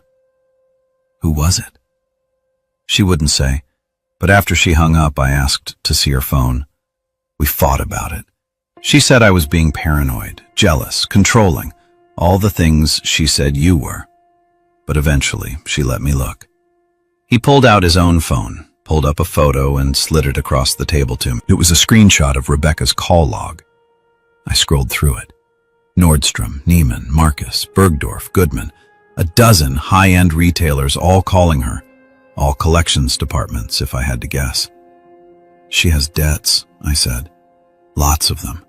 Store credit cards that I didn't know about, private accounts. She's been running them up for months. Probably anticipating the divorce, thinking she'd get a settlement that would cover them. How much? I did some quick mental math. If I had to guess, 200,000, maybe more. Marcus went pale. 200. That's almost 5 years of my salary. That's about 6 months of shopping for Rebecca. This is insane. This whole thing is insane. He put his head in his hands. I thought I was in love. I thought I was saving her from a loveless marriage. I thought, God, I'm such an idiot. You're not an idiot. You're just inexperienced with people like Rebecca. People like Rebecca. People who've never had to face consequences, who've learned that charm and beauty can get them out of anything, who've built their entire identity on being desired, being provided for, being the prize that someone else wins. Marcus looked up. Is that really how you see her? As a prize? That's how she sees herself? I just paid for the pedestal. We sat in silence for a moment. Around us, the coffee shop hummed with Saturday morning energy. Students with laptops, couples sharing pastries, people living normal lives with normal problems. What am I supposed to do? Marcus asked finally. That's not my decision to make. But you've been through this. You know her. What would you do? I thought about it. Really thought about it. What would I tell this man who'd been foolish enough to believe in love, brave enough to pursue it, and stupid enough to think it could survive reality? I'd protect yourself, I said, financially, legally, emotionally. Rebecca is about to get very desperate. The divorce isn't going to go the way she thinks. The prenup is ironclad. She's going to walk away from 15 years of marriage with nothing. And when that happens, she's going to need someone to catch her. You think she'll ask me for money? I know she will. She already is in small ways. The groceries, the storage. Next, it'll be a small loan just to tide her over, just until the divorce settles, just until she can get back on her feet. And if you give it to her, if you let yourself become her new provider, you'll end up exactly where I was, funding a lifestyle you can't afford for someone who doesn't actually see you. She'll see a wallet, a solution, a means to an end. That's not. She's not. He stopped because he couldn't finish that sentence anymore. Because he was starting to see what I'd seen, what Eleanor had probably seen years ago, what everyone who'd really looked at Rebecca had eventually seen. She was beautiful, she was charming, she was magnetic, and she was empty. There's something else, Marcus said quietly. Something I haven't told you. Go on. She's been leaving during the day, says she's job hunting. But yesterday I came home early. I wasn't feeling well and she wasn't there. I tried calling. She didn't answer for 3 hours. When she finally came back, she said she'd been at an interview, but David, she was wearing different clothes, expensive clothes I'd never seen before, and she smelled like men's cologne. The coffee in my hand suddenly felt very heavy. You think she's seeing someone else? I said, I don't know what I think anymore, but the woman who moved in 4 days ago isn't the woman I thought I knew. It's like she's wearing a mask, and every day a little more of it slips. I should have warned him, should have told him that this was Rebecca's pattern. Find security, extract resources, get bored, find the next thing. That he was never the destination, just a waypoint. That she'd probably already lined up her next target, someone with more money than a teacher, more status, more ability to maintain the lifestyle she couldn't live without. But I didn't because Marcus needed to learn this lesson himself, just like I had. Thank you, he said, standing up, for being honest, for not gloating. I half expected you to laugh at me. I'm not cruel, Marcus. I'm just done being kind to people who mistake it for weakness. He nodded, understanding in his eyes that hadn't been there when he sat down. For what it's worth, I'm sorry for my part in this, for believing her without question, for everything. Apology noted. He walked toward the door, then stopped, turned back. She's going to hate you, you know, when this all falls apart. When she loses everything, she's going to blame you for all of it. I know. Doesn't that bother you? I thought about Rebecca in the studio apartment, sleeping next to a man she was already betraying, running from debt she couldn't pay, facing a future she hadn't prepared for. I thought about the lies she'd told, the people she'd hurt, the selfish, careless destruction she'd left in her wake. No, I said, it doesn't bother me at all. Marcus left. I sat there for another hour drinking bad coffee, watching people live their small, honest lives and feeling something like peace settle over me. The truth was coming out, and I hadn't said a word. The article dropped on Monday morning, not in some tabloid or gossip blog, but in the Wall Street Journal, page 3, business section above the fold. The headline read, "Questions surround literacy foundation led by billionaire's estranged wife." I was having breakfast when Jennifer called. "Have you seen it?" she asked. "I'm reading it now." The article was surgical, precise. It didn't mention Rebecca by name in the headline, but by the second paragraph, there she was. Rebecca Chen, founder and executive director of the Tomorrow's Readers Foundation, wife of hedge fund manager David Chen, currently embroiled in a contentious divorce. The reporter had done their homework. They'd pulled the tax filings, interviewed former donors, spoken with literacy experts who'd never heard of the foundation despite its claims of serving thousands of children. They traced the money. $3 million in donations, minimal charitable output, generous administrative expenses that seemed to flow primarily to one person. The foundation's tax returns show consistent revenue but minimal program expenses, the article stated. Of the $32 million raised since 2019, less than $50,000 can be directly traced to literacy programs. The remainder was classified as administrative costs, consultant fees, and operational expenses, categories that require no detailed public reporting.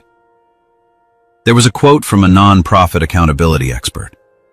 "This kind of expense ratio is highly unusual for a legitimate charity. When administrative costs exceed 98% of revenue, it raises serious questions about the organization's true purpose." And then the knife. Attempts to reach Mrs. Chen for comment were unsuccessful. The foundation's office address leads to a UPS store mailbox. The phone number listed on tax documents is disconnected. The website, which once featured photographs of smiling children and testimonials from grateful teachers, has been taken offline. I set the paper down, picked up my coffee. The morning light was coming through the windows at an angle that made everything look sharp, defined, unforgiving. "I didn't leak this," Jennifer said. "I want you to know that." "I know, but I may have mentioned the foundation's closure to a few people in the context of explaining why I was redirecting charitable contributions to established organizations. One of those people may have been a reporter I know from college who specializes in nonprofit accountability." "Jennifer, I didn't give her anything that wasn't public record. I just pointed her in the right direction." I smiled. "Remind me to give you a raise. I'm already overpaid. Then I'll give you a bonus for initiative." She laughed, but there was tension in it. "David, this is going to get ugly. Rebecca is going to know this came from you or from someone close to you. She's going to retaliate. Let her. Her lawyer is going to use this, paint you as a vindictive ex trying to destroy her reputation. Her reputation is destroying itself.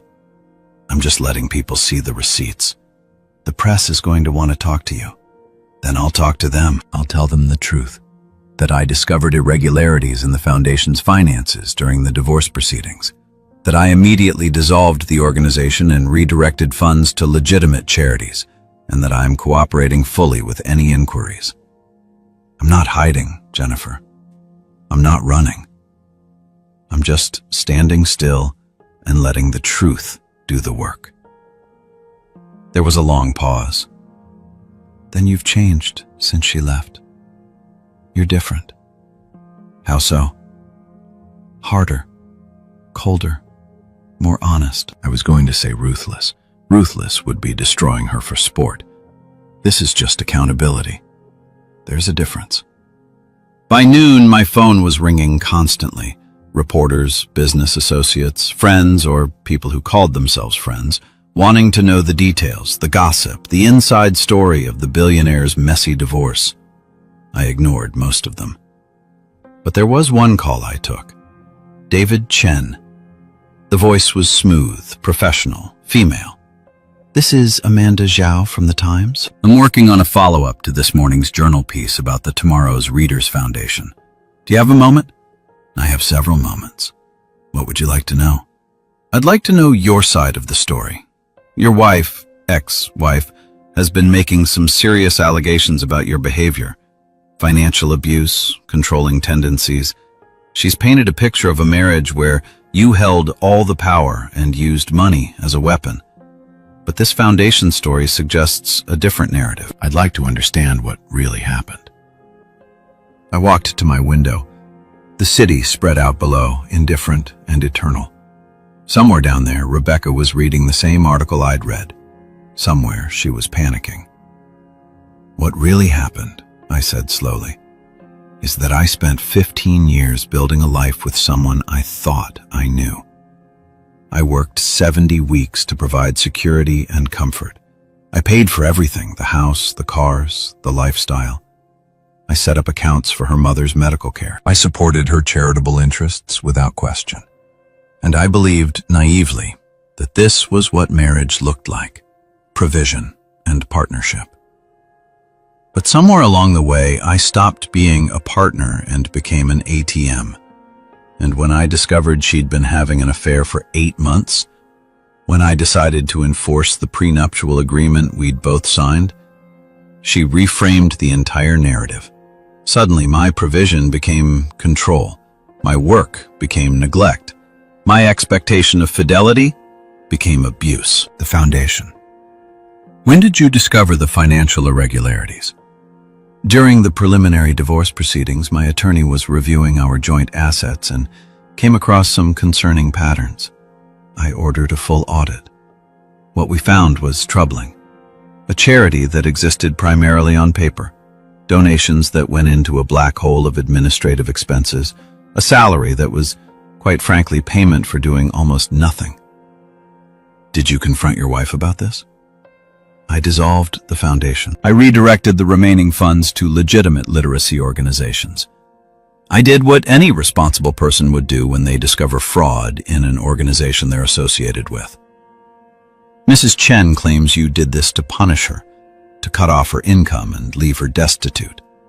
Mrs. Chen was earning a 6-figure salary from a charity that helped almost no one. If enforcing basic ethical standards is punishment, then yes, I punished her. But I prefer to think of it as consequences. I could hear Amanda typing. There's another element to this story that I'm curious about. Your mother-in-law, Eleanor Martinez. She has stage 4 cancer, correct? Yes. And you've been paying for her treatment. I set up a medical fund 3 years ago.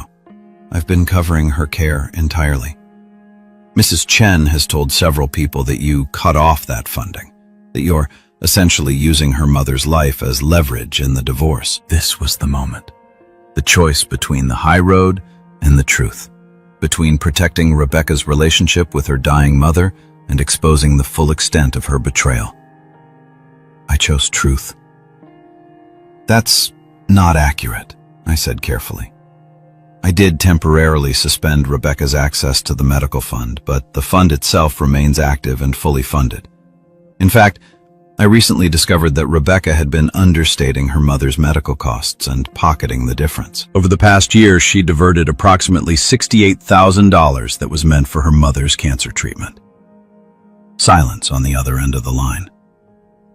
Then you're saying she stole from her own mother's medical fund?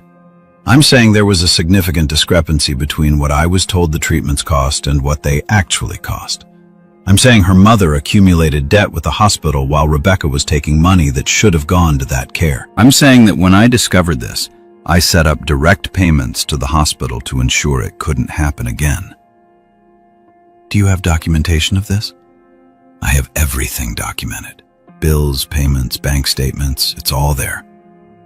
Would you be willing to share that documentation? If Eleanor gives her permission, yes. This is her medical information, her private health struggle. I won't violate her privacy. But if she's comfortable with the truth being public, then I'm comfortable sharing the evidence. More typing then. Mr. Chen, off the record, why are you doing this? You could settle this divorce quietly, pay her something, make it go away. Instead, you're choosing the nuclear option. Why? Off the record, the journalist's promise of confidentiality, the chance to say what I really thought without it appearing in print.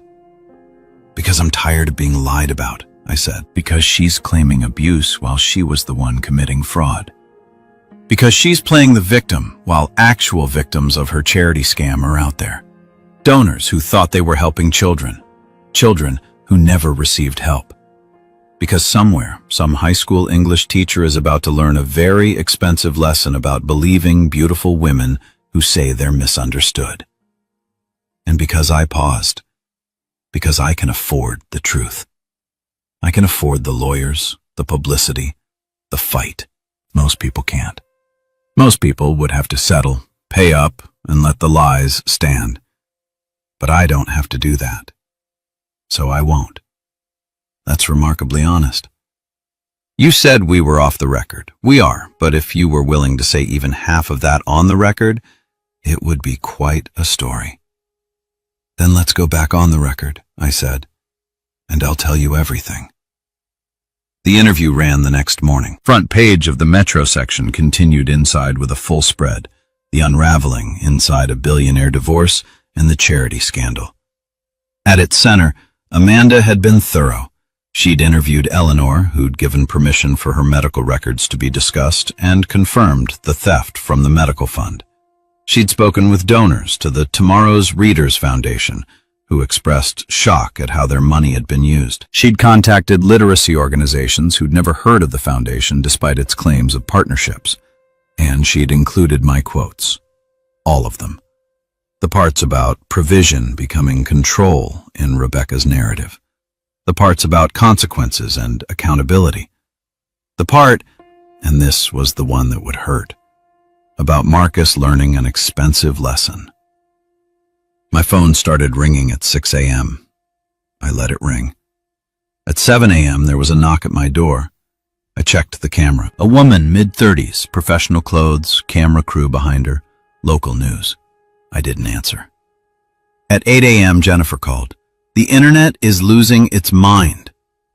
Define losing its mind. Twitter is 50-50. Half the people think you're a hero for exposing charity fraud. Half think you're a monster for publicly humiliating your ex-wife. The charity accountability people are demanding investigations. The divorce attorneys are using this as a case study in prenuptial agreements. And there's a hashtag. Of course there is. #Tomorrow's Readers. People are posting about fake charities, about trusting too easily, about the importance of doing research before donating. Some of them are funny. Most are angry. David, you started a whole conversation about nonprofit transparency. Good. Rebecca's attorney released a statement. Says, you're engaging in character assassination, that these accusations are unfounded, that the foundation was legitimate and any financial irregularities were the result of honest mistakes in bookkeeping. Honest mistakes that happened to benefit her exclusively for 5 years. That's what I said. Well, not in those words. I may have used more colorful language. I smiled. What about Rebecca herself? Has she said anything? Radio silence, but Marcus posted something. Show me. Jennifer texted me a screenshot. Marcus's social media account, normally full of inspirational quotes and classroom photos. Now, it showed a simple text post. Sometimes the people we think we know best are the ones we've never really seen. I'm sorry to everyone I doubted. I'm sorry I didn't ask harder questions. Truth matters more than comfort. Below it, hundreds of comments. People asking if he was okay, people demanding details, people sharing their own stories of betrayal and realization, and one comment from a deleted account. You're pathetic. You believed a liar over your own heart. I hope you're happy with your truth, Rebecca. It had to be. The bitterness, the accusation, the inability to take responsibility. It was her voice. Even without her name, he's figuring it out. Jennifer said, "Marcus, he's connecting the dots. Good for him. You don't sound particularly triumphant because this isn't about triumph. It's about, I stopped, thought about what this was actually about. It's about making sure that the next person she tries this with can Google her name and see the truth. It's about creating a permanent record that can't be explained away or rewritten. It's about consequences finally catching up to someone who spent her entire adult life outrunning them." That's very cold. I was going to say final. It is final. That's the point. At 2 p.m., Eleanor called. I saw the article. She said her voice was weak, the cancer and the treatments taking their toll. I gave them permission to use my medical information. I thought you should know. I know. Thank you. I also called Rebecca. I waited. She screamed at me, said I'd betrayed her, said I'd chosen you over my own daughter, said I was killing her by telling the truth. Eleanor's voice cracked. She's my daughter, David. My only child. And she's become someone I don't recognize. I'm sorry. Don't be. You didn't make her this way. I did. Or her father did, or the world did, or she made herself this way. But it's not your fault. What did you tell her? I told her that love doesn't mean protecting people from consequences, that being a mother doesn't mean lying for your child, that I raised her to be better than this, and if she chose not to be, that was her choice, not mine. I could hear her crying now, soft and broken, the sound of a mother watching her child drown and knowing that throwing a rope would only enable the drowning. She hung up on me, Eleanor said. I don't know if she'll ever speak to me again. She will when she needs something.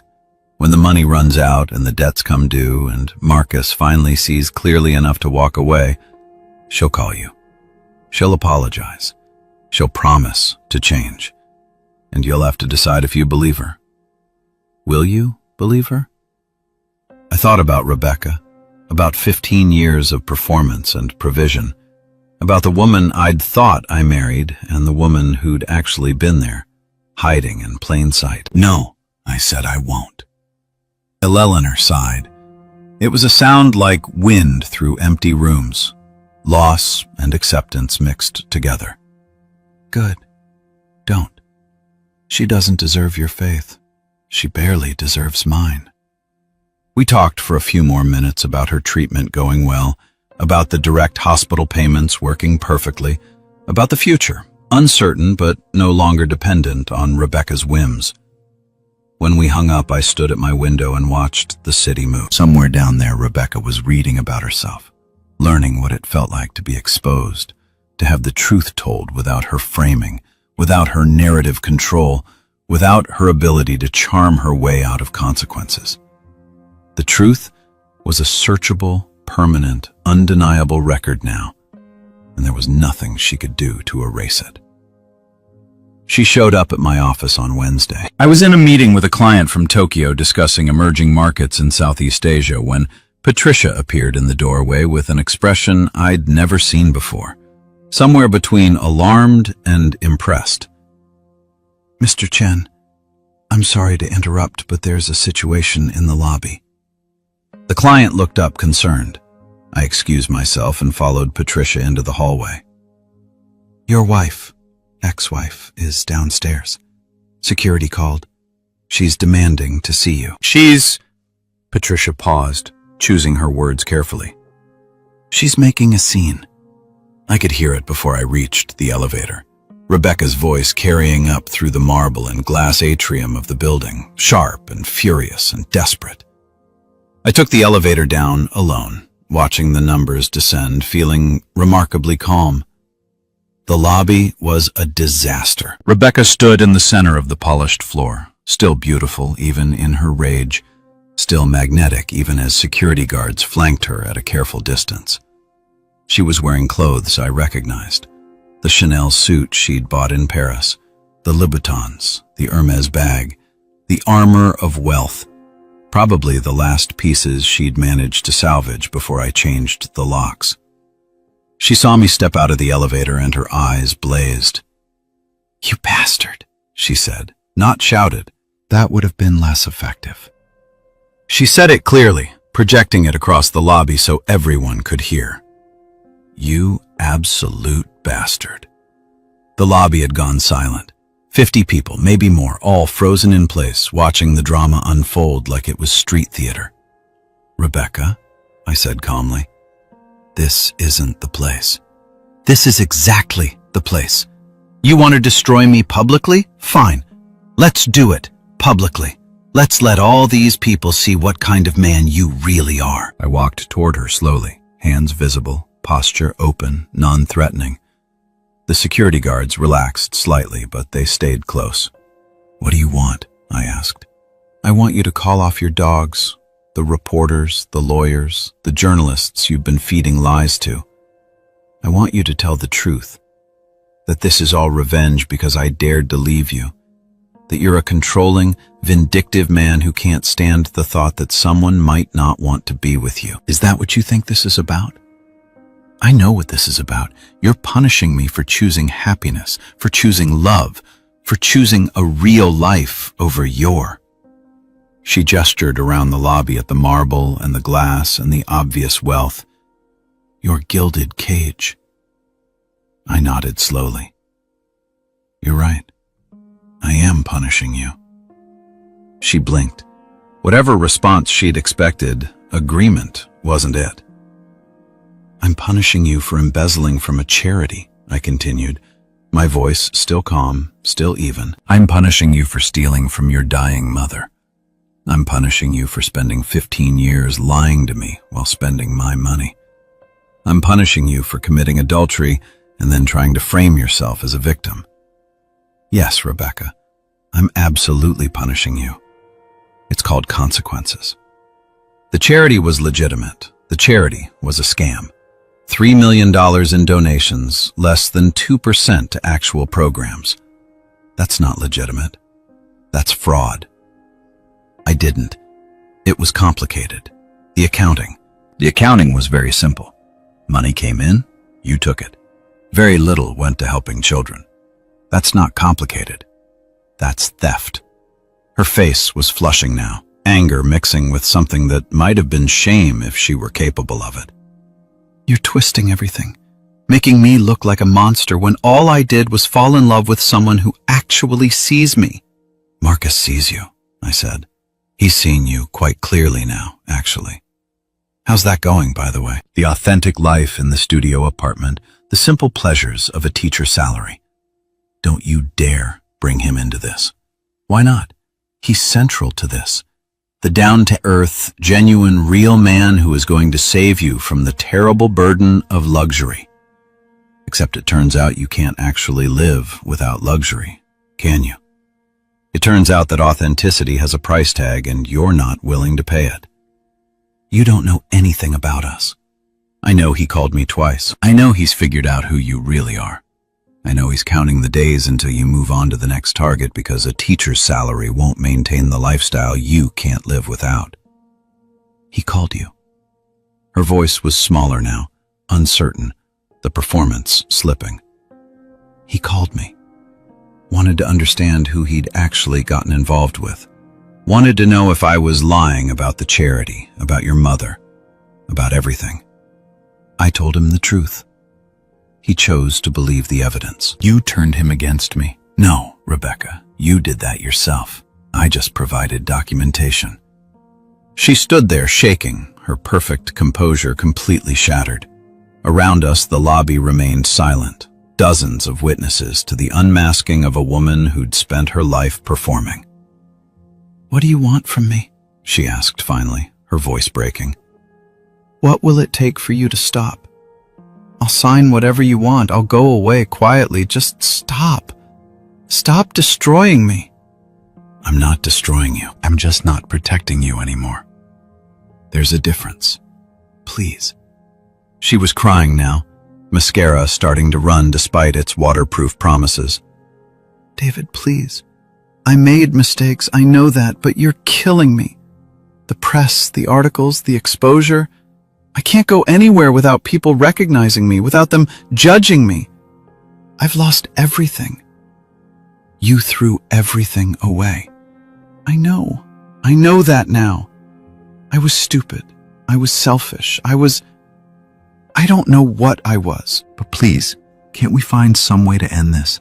Some way to stop the bleeding? I looked at her. Really looked at her. Saw past the beauty, past the tears, past the performance. Saw the calculation behind the desperation, the angle she was working, the play she was making. You don't want me to stop, I said quietly. You want me to pay you to stop. You want a settlement money to make this all go away quietly? She didn't deny it. How much? I asked. The prenup says I get nothing, but if you would agree to a lump sum, something reasonable, maybe $1 million, maybe $2 million, enough to pay off my debts, start over, move somewhere new, I'd sign a full release. No more public statements, no more fighting. It would be over. $1 million for what? For committing fraud? For adultery? For lying? For stealing from your own mother? For 15 years of my life? For being your wife? For all the dinners and the fundraisers and the smiling and the performing? That has to be worth something. It was worth $8 million. I said, that's what I spent on you during our marriage. $8,347,294,633. You've already been paid. Her eyes went wide. $8 million? That's not possible. It's documented. Every purchase, every trip, every spa treatment, every designer dress, every piece of jewelry. $8 million over 15 years. That's what you cost me. And you want more? That was just living. That was normal. That was your normal. It's not normal for 99% of the population. It's not normal for Marcus, who you claim to love. It's not normal for anyone except people who've never had to think about money because someone else was always there to provide it. I didn't ask for all that. You didn't refuse it either. You didn't say, David, this is too much. We should live more simply. You said, I need this bag and I deserve this trip and everyone else has one of these. You spent $8 million of my money and then left me for a man who makes $45,000 a year. And now you want me to pay you to go away. The lobby was so quiet I could hear the fountain in the courtyard, water falling in endless patterns. I hate you, Rebecca whispered. I know. I hate what you've done to me, what you're still doing to me. You've made me a laughingstock, a cautionary tale. People I've known for years won't return my calls. The women I had lunch with every week have blocked my number. My own mother chose you over me. Your mother chose honesty over lies. That's not the same thing. You've ruined me. No, I've exposed you. You ruined yourself. She lunged at me then, not physically. The security guards were too close for that, but verbally, her voice rising to a scream, all pretense of control abandoned. You think you're so superior. You think you're so much better than me. But you're just a cold, calculating machine who only knows how to count money. You never loved me. You never even tried. You just wanted a pretty ornament to show off at your business dinners. I was never a wife to you. I was an acquisition, another asset in your portfolio. The words echoed in the marble lobby, bouncing off glass and stone. You're right, I said. That stopped her. The agreement, unexpected, derailing whatever momentum she'd built. You're absolutely right, I continued. I did see you as an asset. I did treat our marriage like a transaction. I provided, you performed, and I thought that was enough. I thought that was what love looked like. I was wrong. She stared at me, confused, trying to figure out the angle. But Rebecca, here's the thing. You saw it the same way. You saw me as a provider, an ATM, a solution to your financial problems. You performed the role of devoted wife because it was profitable. We were both playing roles. The difference is, I kept playing mine. I kept providing. I kept honoring our agreement. You didn't. That's not. You broke the contract, not the marriage contract. We both broke that in different ways. You broke the unspoken contract, the one where I provide and you stay. The one where loyalty is the price of luxury. You decided the price was too high. That's fine. That's your choice. But you don't get to keep the benefits after walking away from the obligations. I just wanted to be happy. Then be happy. Go be with Marcus. Live in your studio apartment.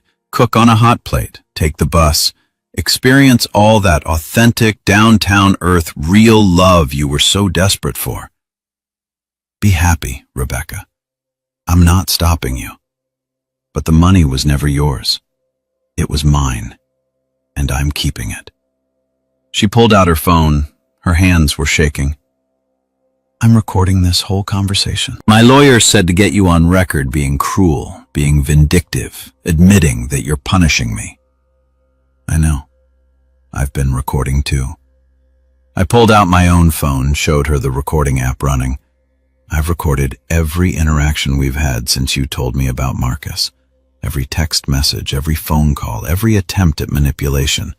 It's all documented, all time-stamped, all admissible in court. You're insane. I'm thorough. There's a difference. Security was moving closer now. The head of building, security Tom, a former cop who'd seen everything and was impressed by nothing, stepped forward. Ma'am, I'm going to have to ask you to leave. You're disrupting business operations. I'm his wife. You're his ex-wife, Tom corrected, and you're trespassing. You can leave voluntarily, or I can call the police and you can leave in handcuffs. Your choice. Rebecca looked around the lobby at the faces watching her at the phones that had inevitably come out to record this confrontation, at the evidence of her public unraveling being documented by dozens of strangers. This isn't over, she said, her voice low and venomous. My lawyer is going to destroy you. The prenup won't hold up. I'll get what I deserve. You'll get exactly what the prenup specifies. I said nothing. Plus whatever the judge decides to award you based on the evidence of fraud, embezzlement, and adultery, which will also be nothing. I'll tell everyone what you really are. I'll do interviews. I'll write a book. I'll make sure the whole world knows. Please do. I'm sure it'll be very enlightening. Make sure you include the part about stealing from your mother's cancer fund. That'll really resonate with readers. Tom took her arm gently but firmly. Time to go, ma'am. She pulled away from him, straightened her jacket, lifted her chin with that familiar defiance. I should have left you years ago. Yes, I agreed. You should have, back when you might have negotiated a better exit. But you stayed because the money was too good to walk away from. And now, it's too late. She turned and walked toward the exit, her heels clicking on the marble, her spine straight, her performance holding right up until the doors closed behind her. Then through the glass, I saw her crumple. Saw her lean against a pillar outside, her shoulders shaking, the mask finally completely shattered. Tom looked at me. You okay, Mr. Chin? I'm fine. Thank you for handling that. She going to be a problem? Not for much longer. I went back upstairs, apologized to my client from Tokyo, who was remarkably understanding. Apparently messy divorces were universal. We finished our meeting.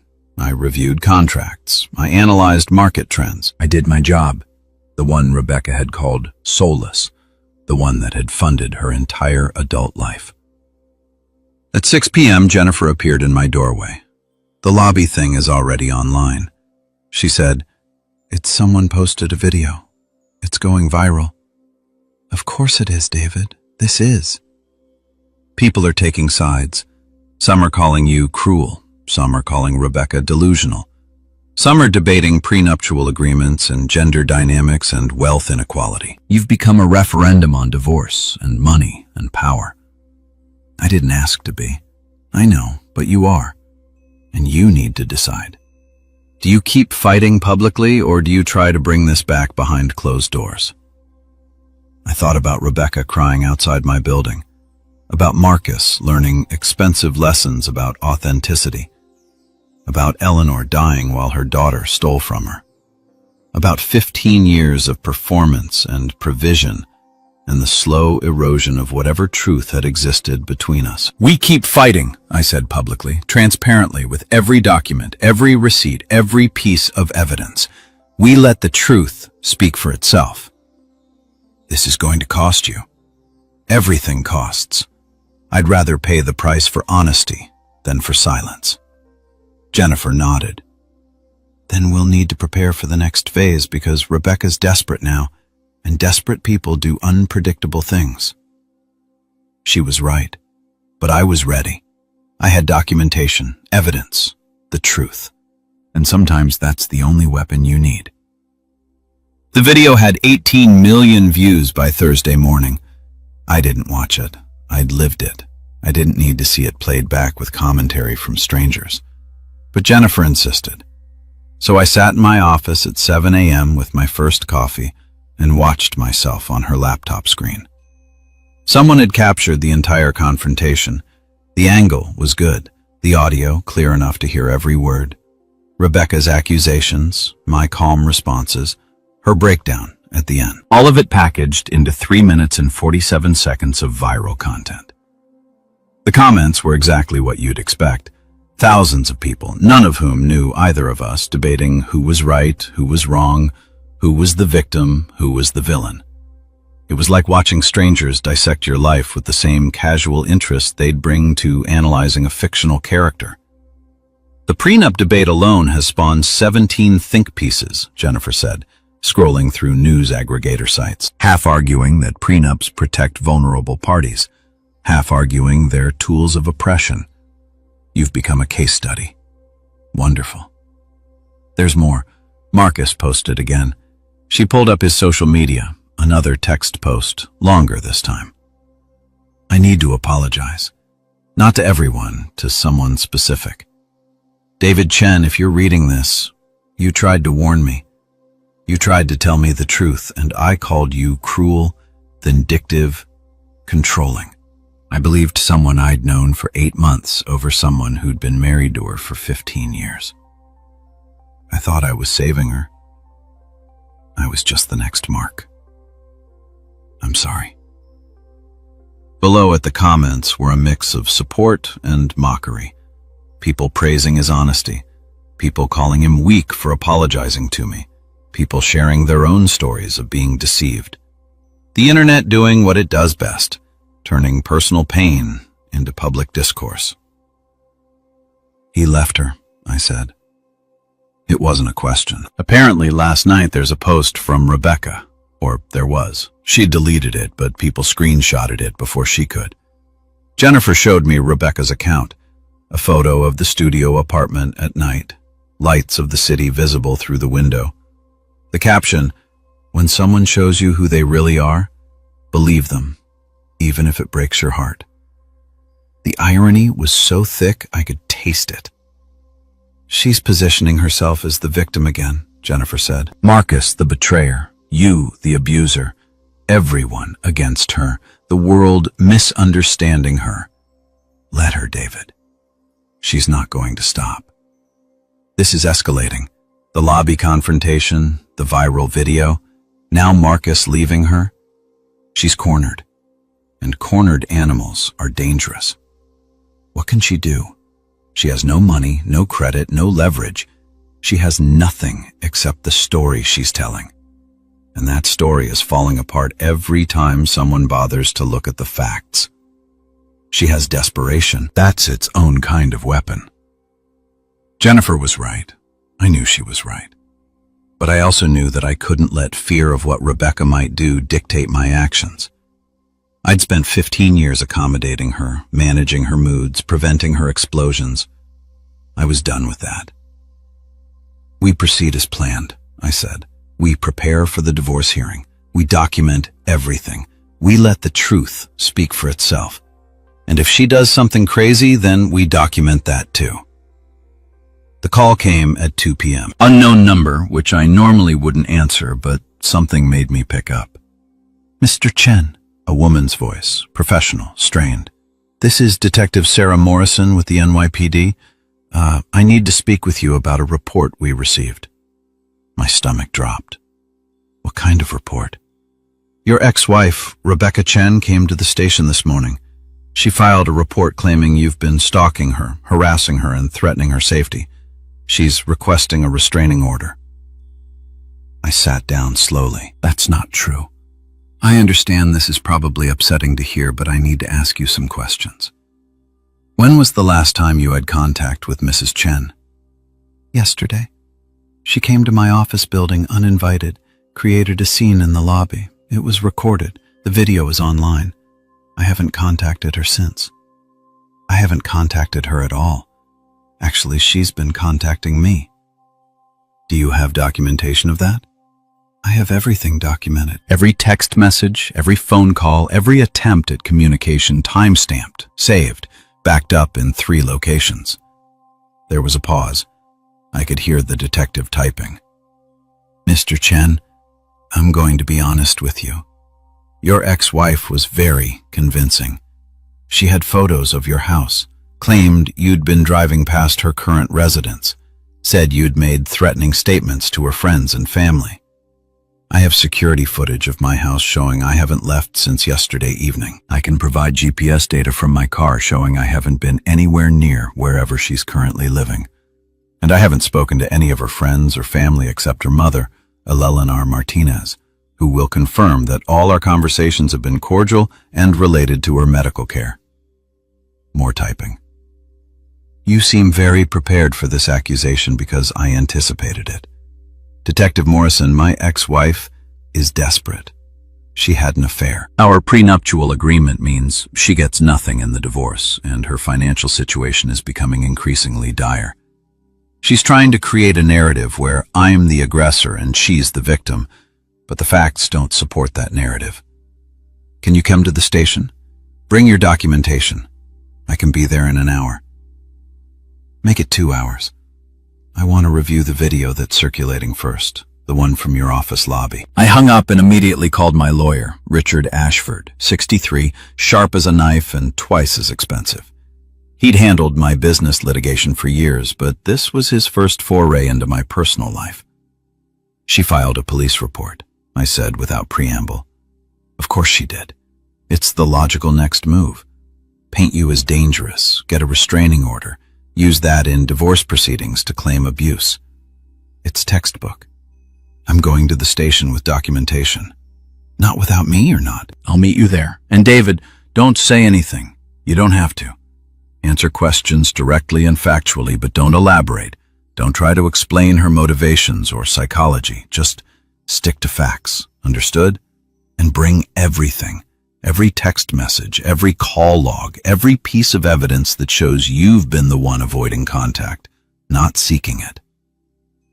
The police station was exactly what you'd expect. Fluorescent lights, scuffed linoleum, the smell of coffee, and bureaucracy. Detective Morrison was in her 40s, with the weary expression of someone who'd seen too many domestic disputes to have illusions about human nature. Richard and I sat across from her in an interview room. I had my laptop, my phone, and a flash drive containing backups of everything. Walk me through it, she said.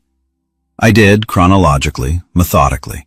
The affair discovered, the divorce initiated, Rebecca's escalating demands, her public accusations, the charity fraud, the medical fund theft. Each claim backed by documentation, bank statements, text messages, emails, tax filings, hospital bills. Detective Morrison listened without interrupting. She took notes. She asked Richard if she could make copies of certain documents. She pulled up the lobby video on her computer and watched it twice. When I finished, she sat back in her chair. Mr. Chen, I'm going to be frank with you. Your ex-wife came in here this morning in tears. She had photographs, your house, your car, places you supposedly showed up. She was convincing. If I hadn't seen that lobby video, if you hadn't come in here with this level of documentation, I might have believed her. The photographs, I said. When were they allegedly taken? She checked her notes. She claimed they were from this week, Monday through Wednesday. I can provide security footage showing I was home Monday evening at the office, Tuesday and Wednesday. I can provide my building's entry log showing when I came and went. I can provide testimony from my assistant, my doorman, my driver. I wasn't stalking her. I was living my life. The photographs could be older, from when you were married. Exactly.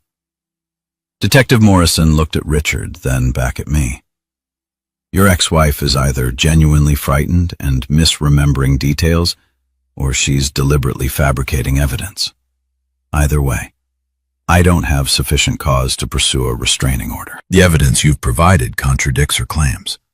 Relief flooded through me, but Richard put a hand on my arm, a warning.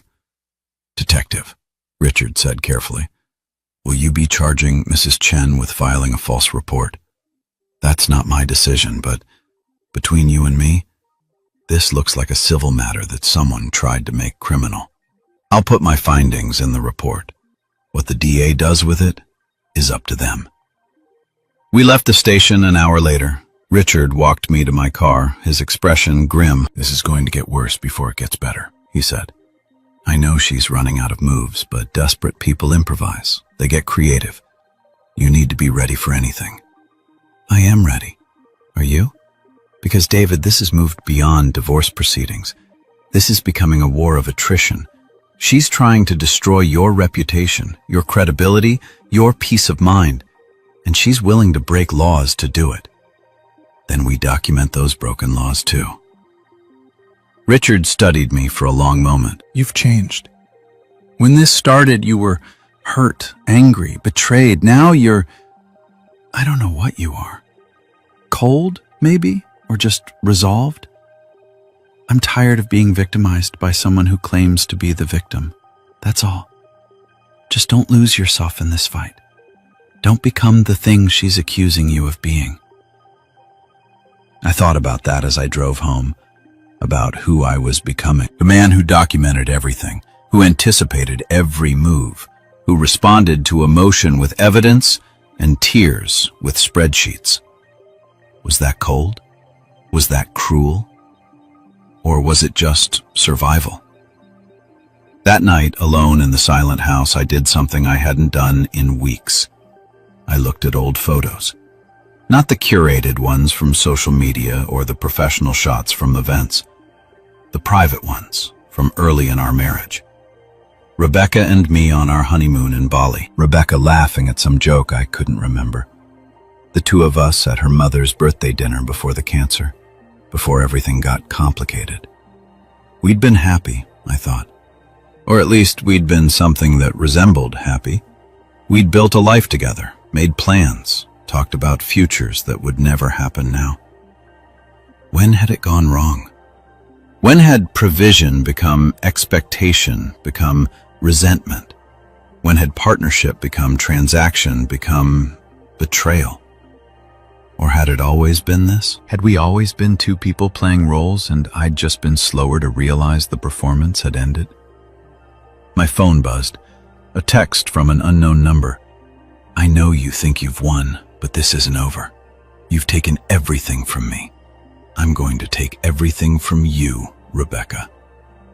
Obviously, using a burner phone or a friend's number to get around my blocks, I screenshotted the message, saved it to the documentation folder I'd been building, added it to the timeline. Then I typed a response. I haven't taken anything from you.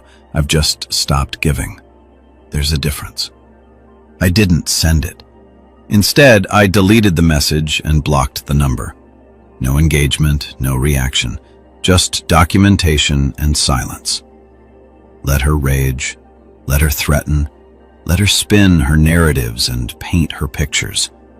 The truth was building piece by piece into something undeniable. Friday morning brought another surprise. Eleanor called. Her voice was weaker than it had been, the treatments taking their toll. I need to tell you something, she said, about Rebecca, about when she was young. You don't have to. I do because I've been thinking about how she became this person, about where I went wrong. And I remembered something. I waited. When Rebecca was 7, her father left us. I told you that. What I didn't tell you was what happened right before he left. He'd been having an affair. I found out. I confronted him, and Rebecca was there. She heard the whole thing, heard him tell me that he'd found someone better, someone who didn't come with baggage, someone who understood him. Eleanor paused. I could hear her breathing, labored and rough. I thought she was too young to understand, to really process what she'd heard. But David, I think she internalized it. I think she learned that love is conditional, that people leave when you're not good enough, that you have to be perfect, desirable, worthy, or you'll be abandoned. Eleanor, let me finish. She spent her teenage years being perfect. Perfect grades, perfect appearance, perfect behavior. She learned to perform, to be what people wanted her to be. And she was so good at it that even I believed the performance. I thought she was just naturally confident, naturally charming. I didn't see that it was armor, protection against being left again. You're saying she married me for security? I'm saying she married you because you were successful and stable and you wouldn't leave. She married safety, and then she got bored with it because safety isn't excitement. So she found Marcus, who was different, who was exciting. But when he couldn't provide what you did, when he saw through the performance, he left too, just like her father. And now she's terrified because the pattern is repeating and she can't stop it. I sat with that for a moment, the psychology of it, the tragedy of a 7-year-old girl learning the wrong lessons and spending the next 35 years reinforcing them. That doesn't excuse what she did, I said quietly. No, it doesn't. Understanding isn't the same as excusing. But David, I wanted you to know because I think she's going to keep escalating. And I think she's going to keep hurting people until someone stops her. And I can't be the one to do that. I'm her mother. I'm dying. I don't have the strength for that. Fight. You want me to stop her? I want you to protect yourself. And maybe if you can protect her from herself, because she's not going to stop. Not until she hits bottom or someone catches her. We talked for a few more minutes about her treatment stable, about her prognosis uncertain, about the strange liminal space of being a mother to someone who'd become a stranger. When we hung up, I sat in my office and thought about Rebecca at 7 years old, learning that people leave, that love is conditional, that safety is an illusion. And I thought about Rebecca at 42, proving those lessons true by becoming exactly what she feared. It was sad, really, but it didn't change anything because understanding the wound doesn't obligate you to let someone keep bleeding on you. The interview aired on Sunday night. I didn't know about it until Saturday afternoon when Jennifer called me, her voice tight with controlled panic. Turn on your TV, Channel 7. The promo just ran. I found the remote, clicked through channels until I found it.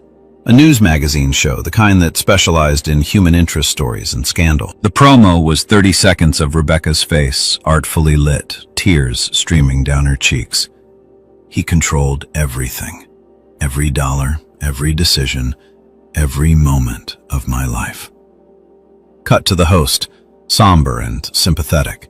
Tomorrow night, a woman's escape from financial abuse, the billionaire divorce that's captivated the nation. Exclusive interview with Rebecca Chen.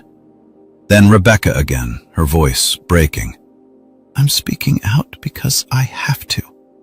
Because if I don't, he wins. And I can't let him win. The promo ended. I stood there, remote in hand, feeling something cold settle in my chest. David, Jennifer's voice from the phone, which I'd forgotten I was holding. I'm here. This is bad. This is very bad. She's going to control the narrative.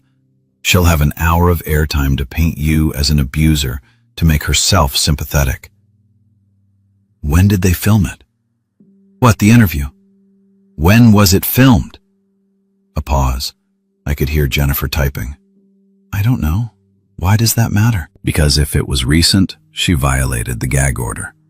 Richard filed a motion last week restricting both parties from discussing the case publicly pending the divorce hearing. If she gave this interview after that order was filed, she's in contempt of court. I'll find out. But David, even if she is in contempt, the damage will be done. Once that interview airs, once millions of people see her crying and telling her version of events, then we'll need to respond with our version, with facts, with evidence. They won't let you on the show to rebut her. That's not how this works. I don't need to be on their show. We'll do our own. I spent Saturday evening watching every interview Rebecca had ever given. Charity fundraisers, society page features, the occasional lifestyle piece about the wives of wealthy men. In all of them, she was poised, polished, perfect, the consummate performer. This would be different. This would be raw emotion, calculated vulnerability, the performance of a lifetime. And millions of people would believe her because people wanted to believe her. Because the story of the wealthy, powerful man abusing his vulnerable wife was easier to accept than the story of a woman weaponizing victimhood. Richard called at 9 p.m. The interview was filmed Thursday, 2 days after the gag order was filed. So, she's in contempt. Technically, yes. But David, going after her for contempt makes you look petty, vindictive, like you're trying to silence her for speaking her truth. It's not her truth. It's a performance. I know that. You know that. But the public doesn't know that. And if we come out swinging with legal technicalities while she's crying on national television about abuse, then what do you suggest? Richard saw it. We let it air. We document the violations. And there will be violations, specific claims that we can disprove. Then we respond with a detailed, factual rebuttal. We don't attack her emotionally. We attack her claims evidentially. That could take days. By then, the narrative will be set. So we work faster. We prepare now. I'll assemble a team. We'll review the interview as it airs, identify every false claim, and have a comprehensive response ready by Monday morning. Every statement she makes that's provably false, we prove false. Every claim of abuse we counter with documentation showing the opposite. We bury her in facts. It was a good strategy, a solid strategy, the kind of methodical, evidence-based approach that I'd built my entire career on. But it felt like bringing a spreadsheet to a knife fight. Do it, I said. Assemble the team. I want everything ready. Sunday evening, I sat alone in my study with my laptop, my phone, and a legal pad. I'd invited Jennifer and Richard to watch with me, but they'd declined. Too emotionally fraught, they said. Better to watch separately and compare notes afterward. The show started at 8 p.m. I poured myself a scotch, the expensive kind, the kind Rebecca used to say tasted like regret, and pressed play on the DVR. The opening was masterful. Sweeping shots of Manhattan, the narrator's voice grave and knowing. She had everything money could buy. Everything except freedom. Cut to Rebecca sitting in what looked like a modest living room, not Marcus's apartment, somewhere else. Borrowed, probably staged for maximum sympathy. She wore simple clothes, minimal makeup. Her hair was pulled back. She looked vulnerable, accessible, real. The host, Amanda Winters, was perfect for this. Late 40s, maternal, the kind of person you'd trust with your secrets. Rebecca, thank you for speaking with us. I know this is difficult. It is. Rebecca's voice was soft, trembling, but I have to because for 15 years I was silent. For 15 years I let him control the narrative. I can't do that anymore.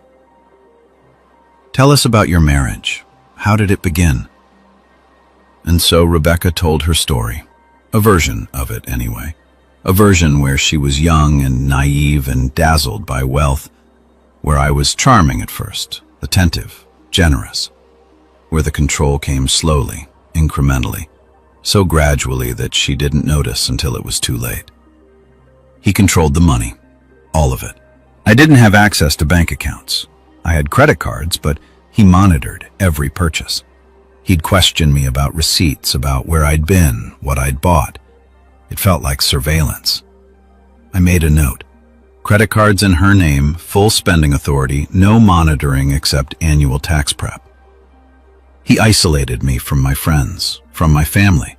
If I wanted to see my mother, I had to ask permission. If I wanted to have lunch with friends, he needed to approve it. Another note. Never restricted contact. Eleanor can confirm. Friend group intact until affair discovered. The interview continued.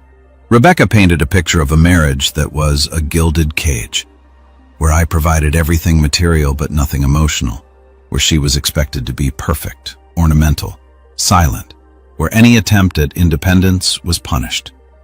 When I started the Literacy Foundation, I thought, finally, I had something that was mine, something I could build that wasn't about him. But even that he controlled. He questioned the expenses, demanded accounting, made me feel like I was stealing his money to help children learn to read. I almost laughed at that one. The sheer audacity of framing embezzlement as independence. "And when you fell in love with Marcus?" Amanda prompted gently. Rebecca's eyes filled with tears. Real tears, it seemed. Maybe she'd learned to cry on command.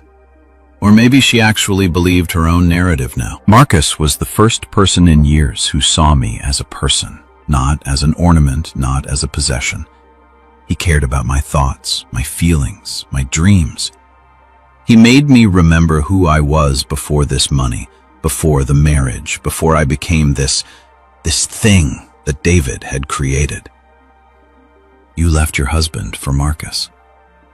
I left my husband because I realized I was dying inside. Marcus just showed me what being alive could feel like. "And your husband's response?" "He destroyed me." Rebecca leaned forward, intensity in her voice. "He canceled my credit cards, changed the locks on my house, on our house, cut off my mother's cancer medication. He took everything, not because he needed to, not for financial reasons. He did it to punish me, to show me what happens when you try to leave David Chen." The interview went to commercial. I sat back processing what I'd heard. It was good. Damn good.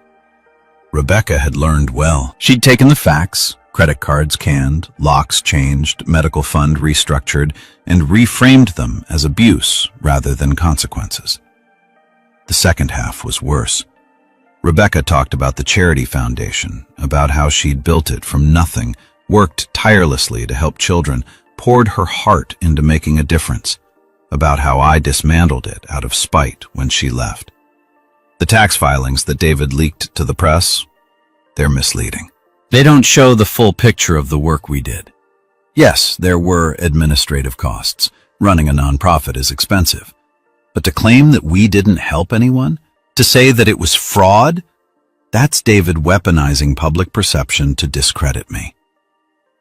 She talked about her mother, about how I'd threatened to cut off Eleanor's medication to force Rebecca to stay, about how even now the medical payments were structured to maintain my control. My mother is dying, and David is using her life as leverage.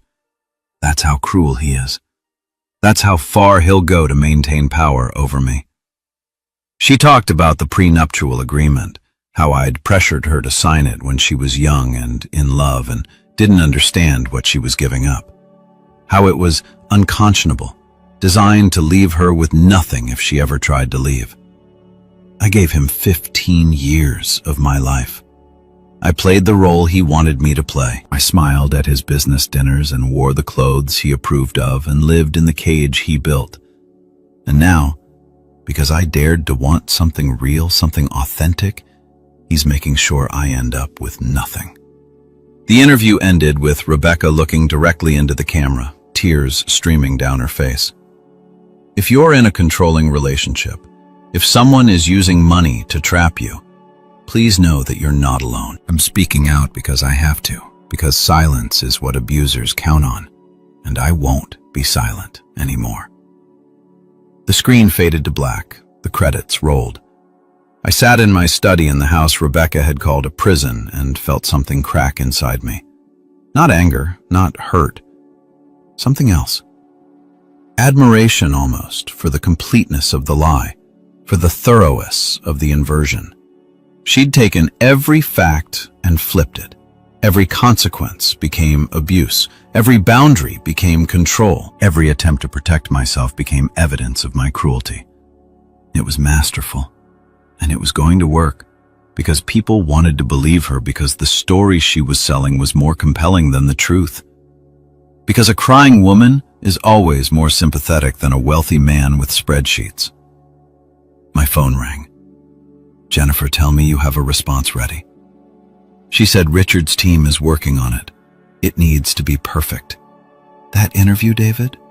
That was devastating. She's going to have the entire country on her side by tomorrow morning. I know. Do you understand what you're up against? This isn't about facts anymore.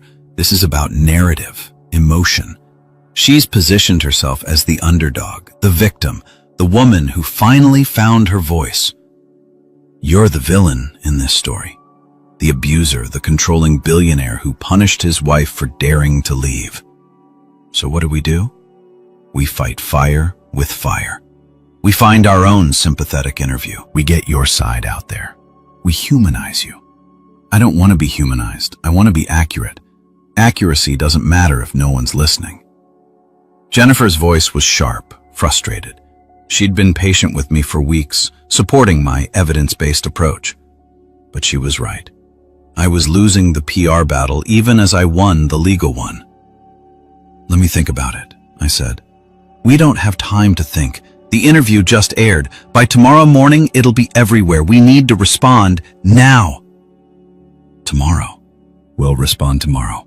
Let Richard's team finish their work. I hung up before she could argue further. I didn't sleep that night. I sat at my study going through every piece of documentation I had, every bank statement, every credit card bill, every text message, every email, building the case, not for a courtroom, but for public opinion.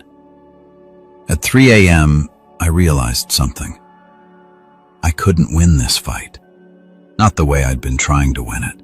Not with facts and evidence and spreadsheets, because Rebecca was right about one thing.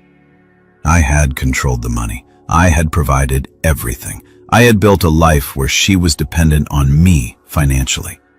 The fact that she'd exploited that dependency, that she'd spent extravagantly while claiming to be trapped, that she'd committed fraud while claiming to be controlled.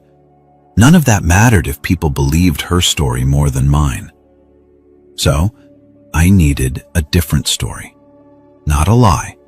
I wouldn't stoop to that. But a different frame, a different narrative that was also true but played better. I started writing. Not a press release, not a legal document, a letter, personal, direct, honest. I wrote about meeting Rebecca, about falling in love with her beauty and her charm, about wanting to give her everything because I thought that's what love meant, about working 70-hour weeks to build security for both of us. I wrote about the slow realization that we wanted different things, that she wanted excitement and I wanted stability, that neither of us was wrong, but we weren't right for each other. I wrote about discovering the affair and feeling for the first time in 15 years like I'd been living with a stranger, about the prenup that we'd both signed, both agreed to, both understood. I wrote about the Charity Foundation, about discovering that the organization I'd supported financially was helping almost no one, about the difficult decision to close it rather than let it continue defrauding donors.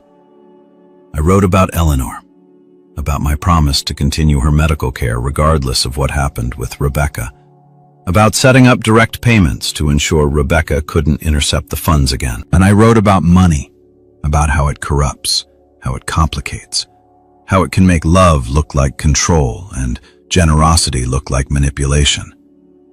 I'm not a perfect man, I wrote. I worked too much. I prioritized career over relationship. I thought providing was the same as loving. I was wrong about that. But I never controlled Rebecca. I never trapped her. I never punished her for leaving. I simply stopped subsidizing her lifestyle. And if that feels like punishment to her, then maybe that tells us everything we need to know about what our marriage actually was. I finished writing as the sun came up, read it through 3 times, sent it to Richard and Jennifer with a note. This is my response. Not a legal document, not a press release, just the truth in my own words. Posted everywhere. Then I poured myself a coffee, stood at my window, and watched the city wake up. One more day, one more round. Then this would be over. The letter went viral faster than Rebecca's interview. Richard posted it Monday morning at 6 a.m. on my website, on social media, sent to every news outlet that had covered the story. By 9 a.m., it had been shared 500,000 times. By noon, it was trending on every platform. The response was immediate and divided. Half the internet called me manipulative, said I was using carefully chosen words to obscure the truth of my abuse, said rich men always know how to play the victim, said my honesty was just another form of control. The other half called me refreshing, said they appreciated the nuance, the admission of imperfection, the refusal to engage in a mudslinging contest, said it was nice to see someone take responsibility for their part while still maintaining boundaries. I read neither the praise nor the criticism. I'd said what I needed to say. The rest was noise. Jennifer called at 10 a.m. CNN wants you for an interview tonight. Prime time. No, David, I've said what I needed to say. I'm not going to perform for cameras. That's Rebecca's game, not mine. Then she wins the narrative war. Maybe. Or maybe people are smarter than we think. Maybe some of them will actually look at the evidence instead of just reacting to emotions. That's a lot of faith in humanity. I know. The divorce hearing was scheduled for Wednesday morning. I arrived at the courthouse at 8:45 a.m. with Richard and a team of 3 associates, each carrying boxes of documentation. Rebecca was already there with her legal aid attorney, a young woman named Sarah Kim, who looked overwhelmed and underprepared. Rebecca sat on a bench outside the courtroom alone. Marcus wasn't there. Her friends weren't there. Even Eleanor wasn't there.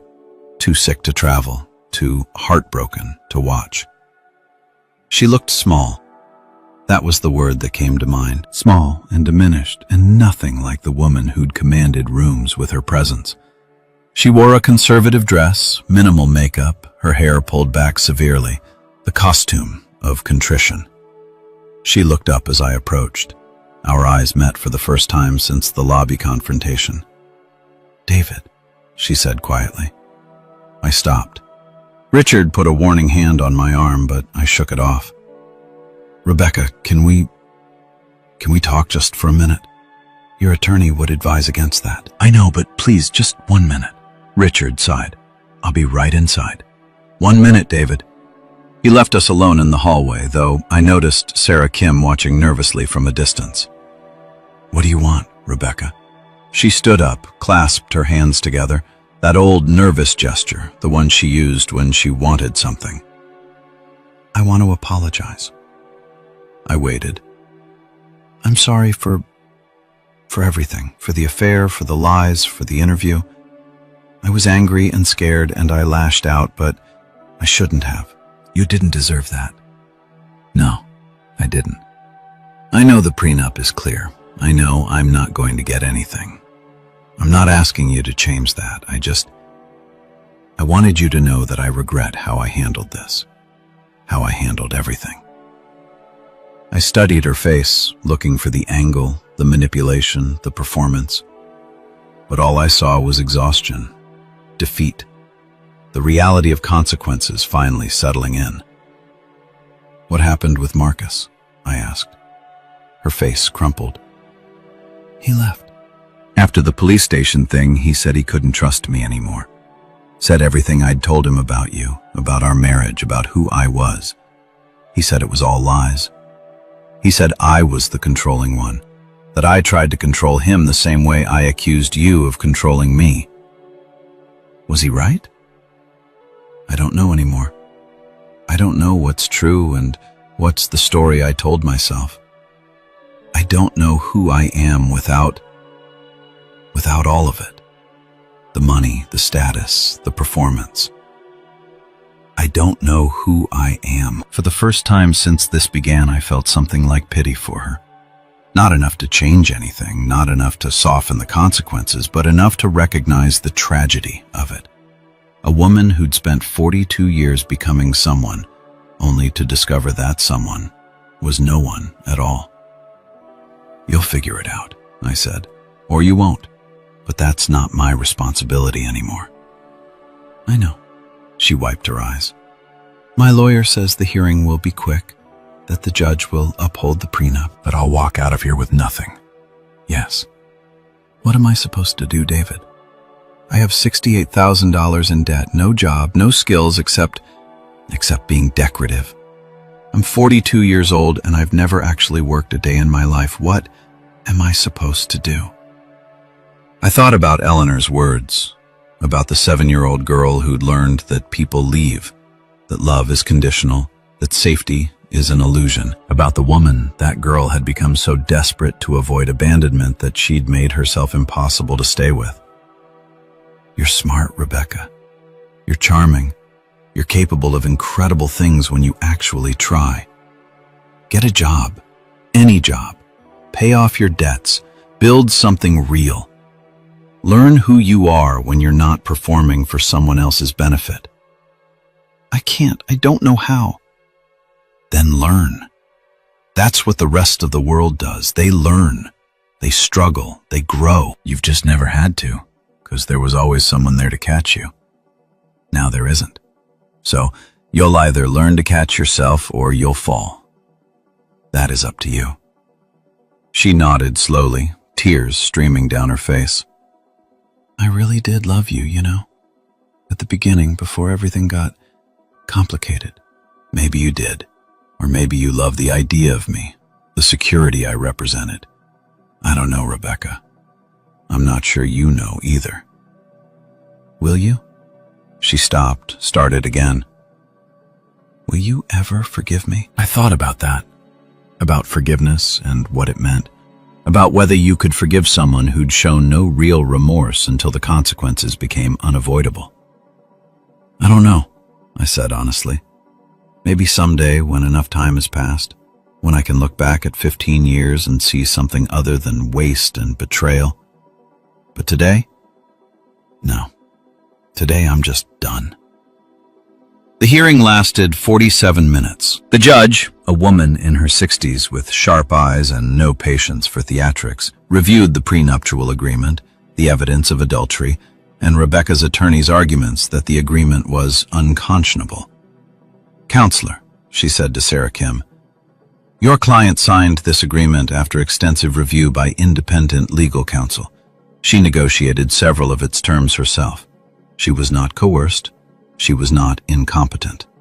She was a fully capable adult making an informed decision. The agreement is valid. Sarah tried to argue about financial abuse, about control, about the power imbalance in the marriage. The judge cut her off. I've read the documentation submitted by Mr. Chen's attorneys. I've seen the credit card statements showing unlimited spending authority. I've seen the bank records showing no restrictions on Mrs. Chen's access to funds during the marriage.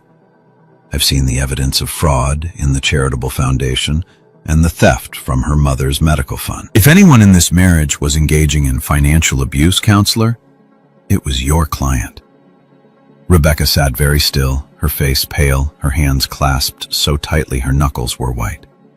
The judge looked at her directly. Mrs. Chen, you signed a prenuptial agreement that was clear and enforceable. You then violated the terms of that agreement through adultery. The agreement specifies that in the event of infidelity, you receive no alimony, no property settlement, and no claim to marital assets. That is the outcome I'm enforcing today.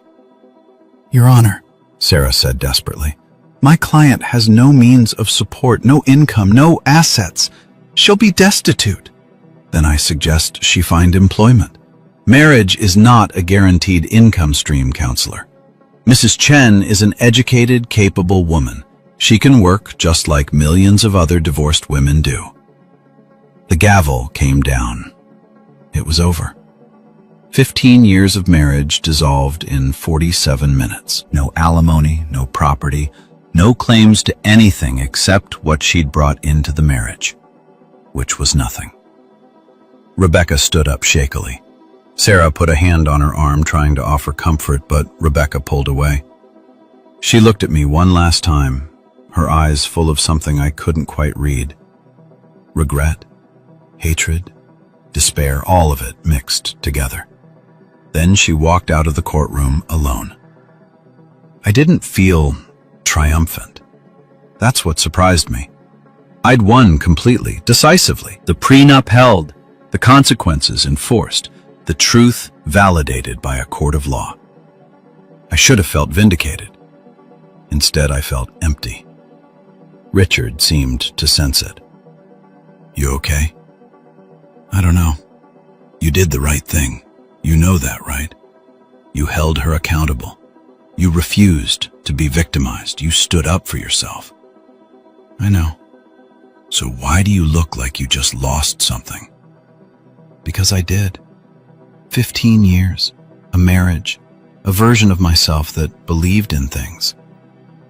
I know it had to end. I know she deserved consequences, but that doesn't make it feel good. No, Richard agreed. It doesn't.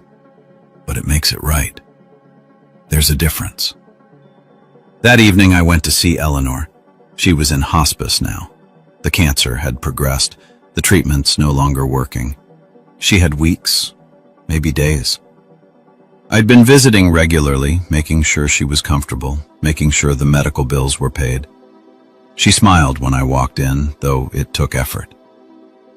I heard about the hearing. Good news travels fast. Is it good news?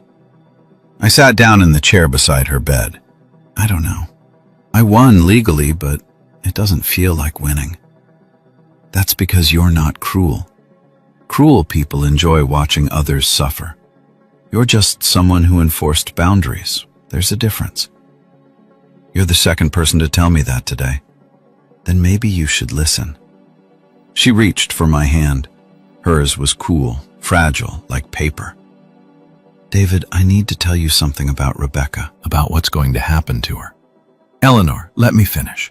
She's going to struggle. She's going to hit bottom, probably more than once.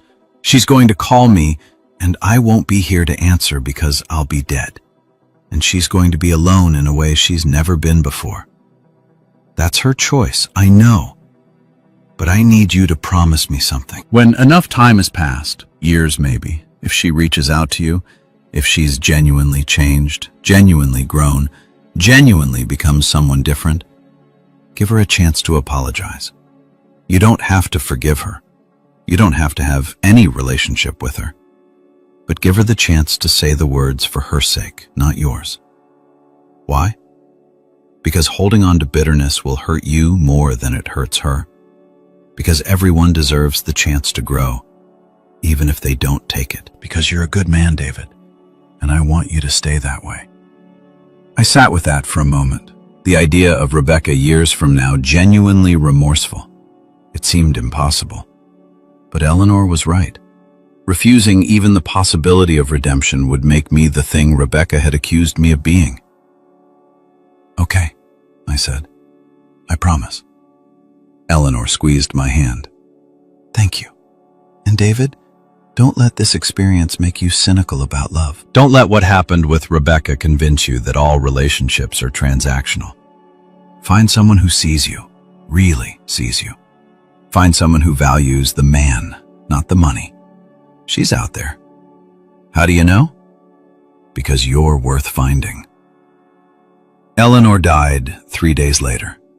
The funeral was small, a handful of friends, some distant relatives, me. Rebecca wasn't there. I'd sent notice to her last known address, but she didn't come. I paid for everything. The service, the burial, the headstone. Not out of obligation, but out of genuine respect for a woman who'd shown me more grace in her final months than her daughter had in 15 years. At the graveside, I said a few words about Eleanor's strength, her kindness, her dignity, and suffering. About how she taught me that understanding someone's pain doesn't mean accepting their behavior. About how she'd given me permission to move on. When it was over, when everyone had left, I stood alone at the grave for a long time. "I'll keep my promise," I said to the headstone, "but I hope I never have to." 6 months passed. The media moved on to other scandals, other divorces, other stories. Rebecca disappeared from public view entirely. No social media, no interviews, no sightings. I heard through Jennifer that she'd moved to a different state, taken a job in retail, was living in a small apartment and paying off her debts slowly. Good for her, I thought. Maybe she was learning. Maybe Eleanor's hope hadn't been misplaced. I sold the house, donated most of the furniture to charity, kept only what was actually mine, the books, the art I'd chosen, a few photographs from before everything went wrong. I bought a smaller place, still nice, still comfortable, but not a monument to wealth, not a stage set. Just a home. I worked less. 70-hour weeks became 50, then 40. I discovered I actually liked having evenings free. I took up cooking, started reading fiction instead of just financial reports, went to museums, took walks. I dated carefully and selectively. Women who had their own careers, their own money, their own lives. Women who wanted partnership, not provision. It was different. Harder in some ways, easier in others. I learned slowly that love didn't have to be transactional, that providing didn't equal loving, that partnership meant both people bringing something to the table. I learned that I'd been as much at fault as Rebecca in different ways, that I'd confused money with care, provision with presence, that I'd built a cage as much as she'd lived in one. I learned to forgive myself for that. 1 year after the divorce, I received a letter. It came to my office, forwarded through my attorney. No return address inside a single, handwritten page. David, I don't expect you to read this. I don't expect you to respond. I'm writing because I need to say things I should have said a long time ago. I'm sorry. Not sorry I got caught. Not sorry I lost the case, but genuinely sorry for what I did to you, to us, to myself. You were right. I didn't know who I was without the performance. I'm still figuring it out. I work retail now. I make $16.50 an hour. I have 3 roommates. I take the bus. I cook at home. I'm learning what most people know by 20, how to live within my means, how to build something real, how to be someone beyond what I look like or who I'm with. It's hard. It's humbling. It's the best thing that's ever happened to me. I don't blame you anymore for any of it. You gave me consequences I'd never had to face before. You forced me to become a real person instead of a performance. I hated you for that, but I needed it. I hope you're well. I hope you found happiness. You deserved better than what I gave you. I don't expect forgiveness. But I wanted you to know I've changed. Or I'm trying to, Rebecca. I read the letter 3 times. Then I put it in a drawer and went back to work. Maybe she had changed. Maybe she was genuinely growing. Maybe Eleanor's hope had been justified. But it wasn't my responsibility anymore.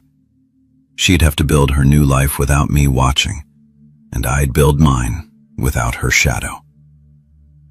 I'm standing at my window now. Different window, different view, but the same city. The same endless motion of people living their lives, making their choices, facing their consequences.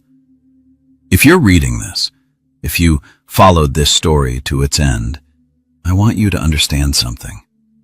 This isn't a story about revenge.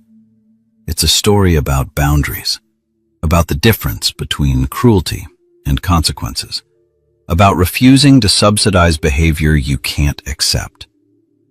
I didn't destroy Rebecca. I just stopped protecting her from herself.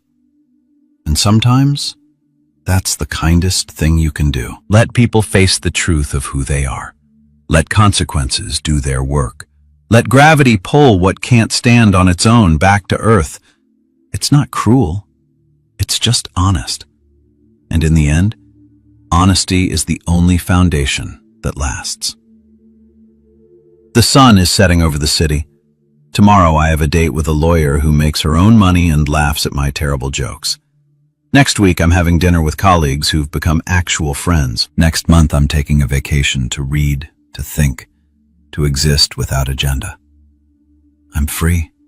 Not because I destroyed someone who hurt me, but because I finally learned the difference between provision and love, between generosity and enabling, between kindness and weakness. Rebecca taught me that. It's the most expensive lesson I've ever learned, and worth every penny.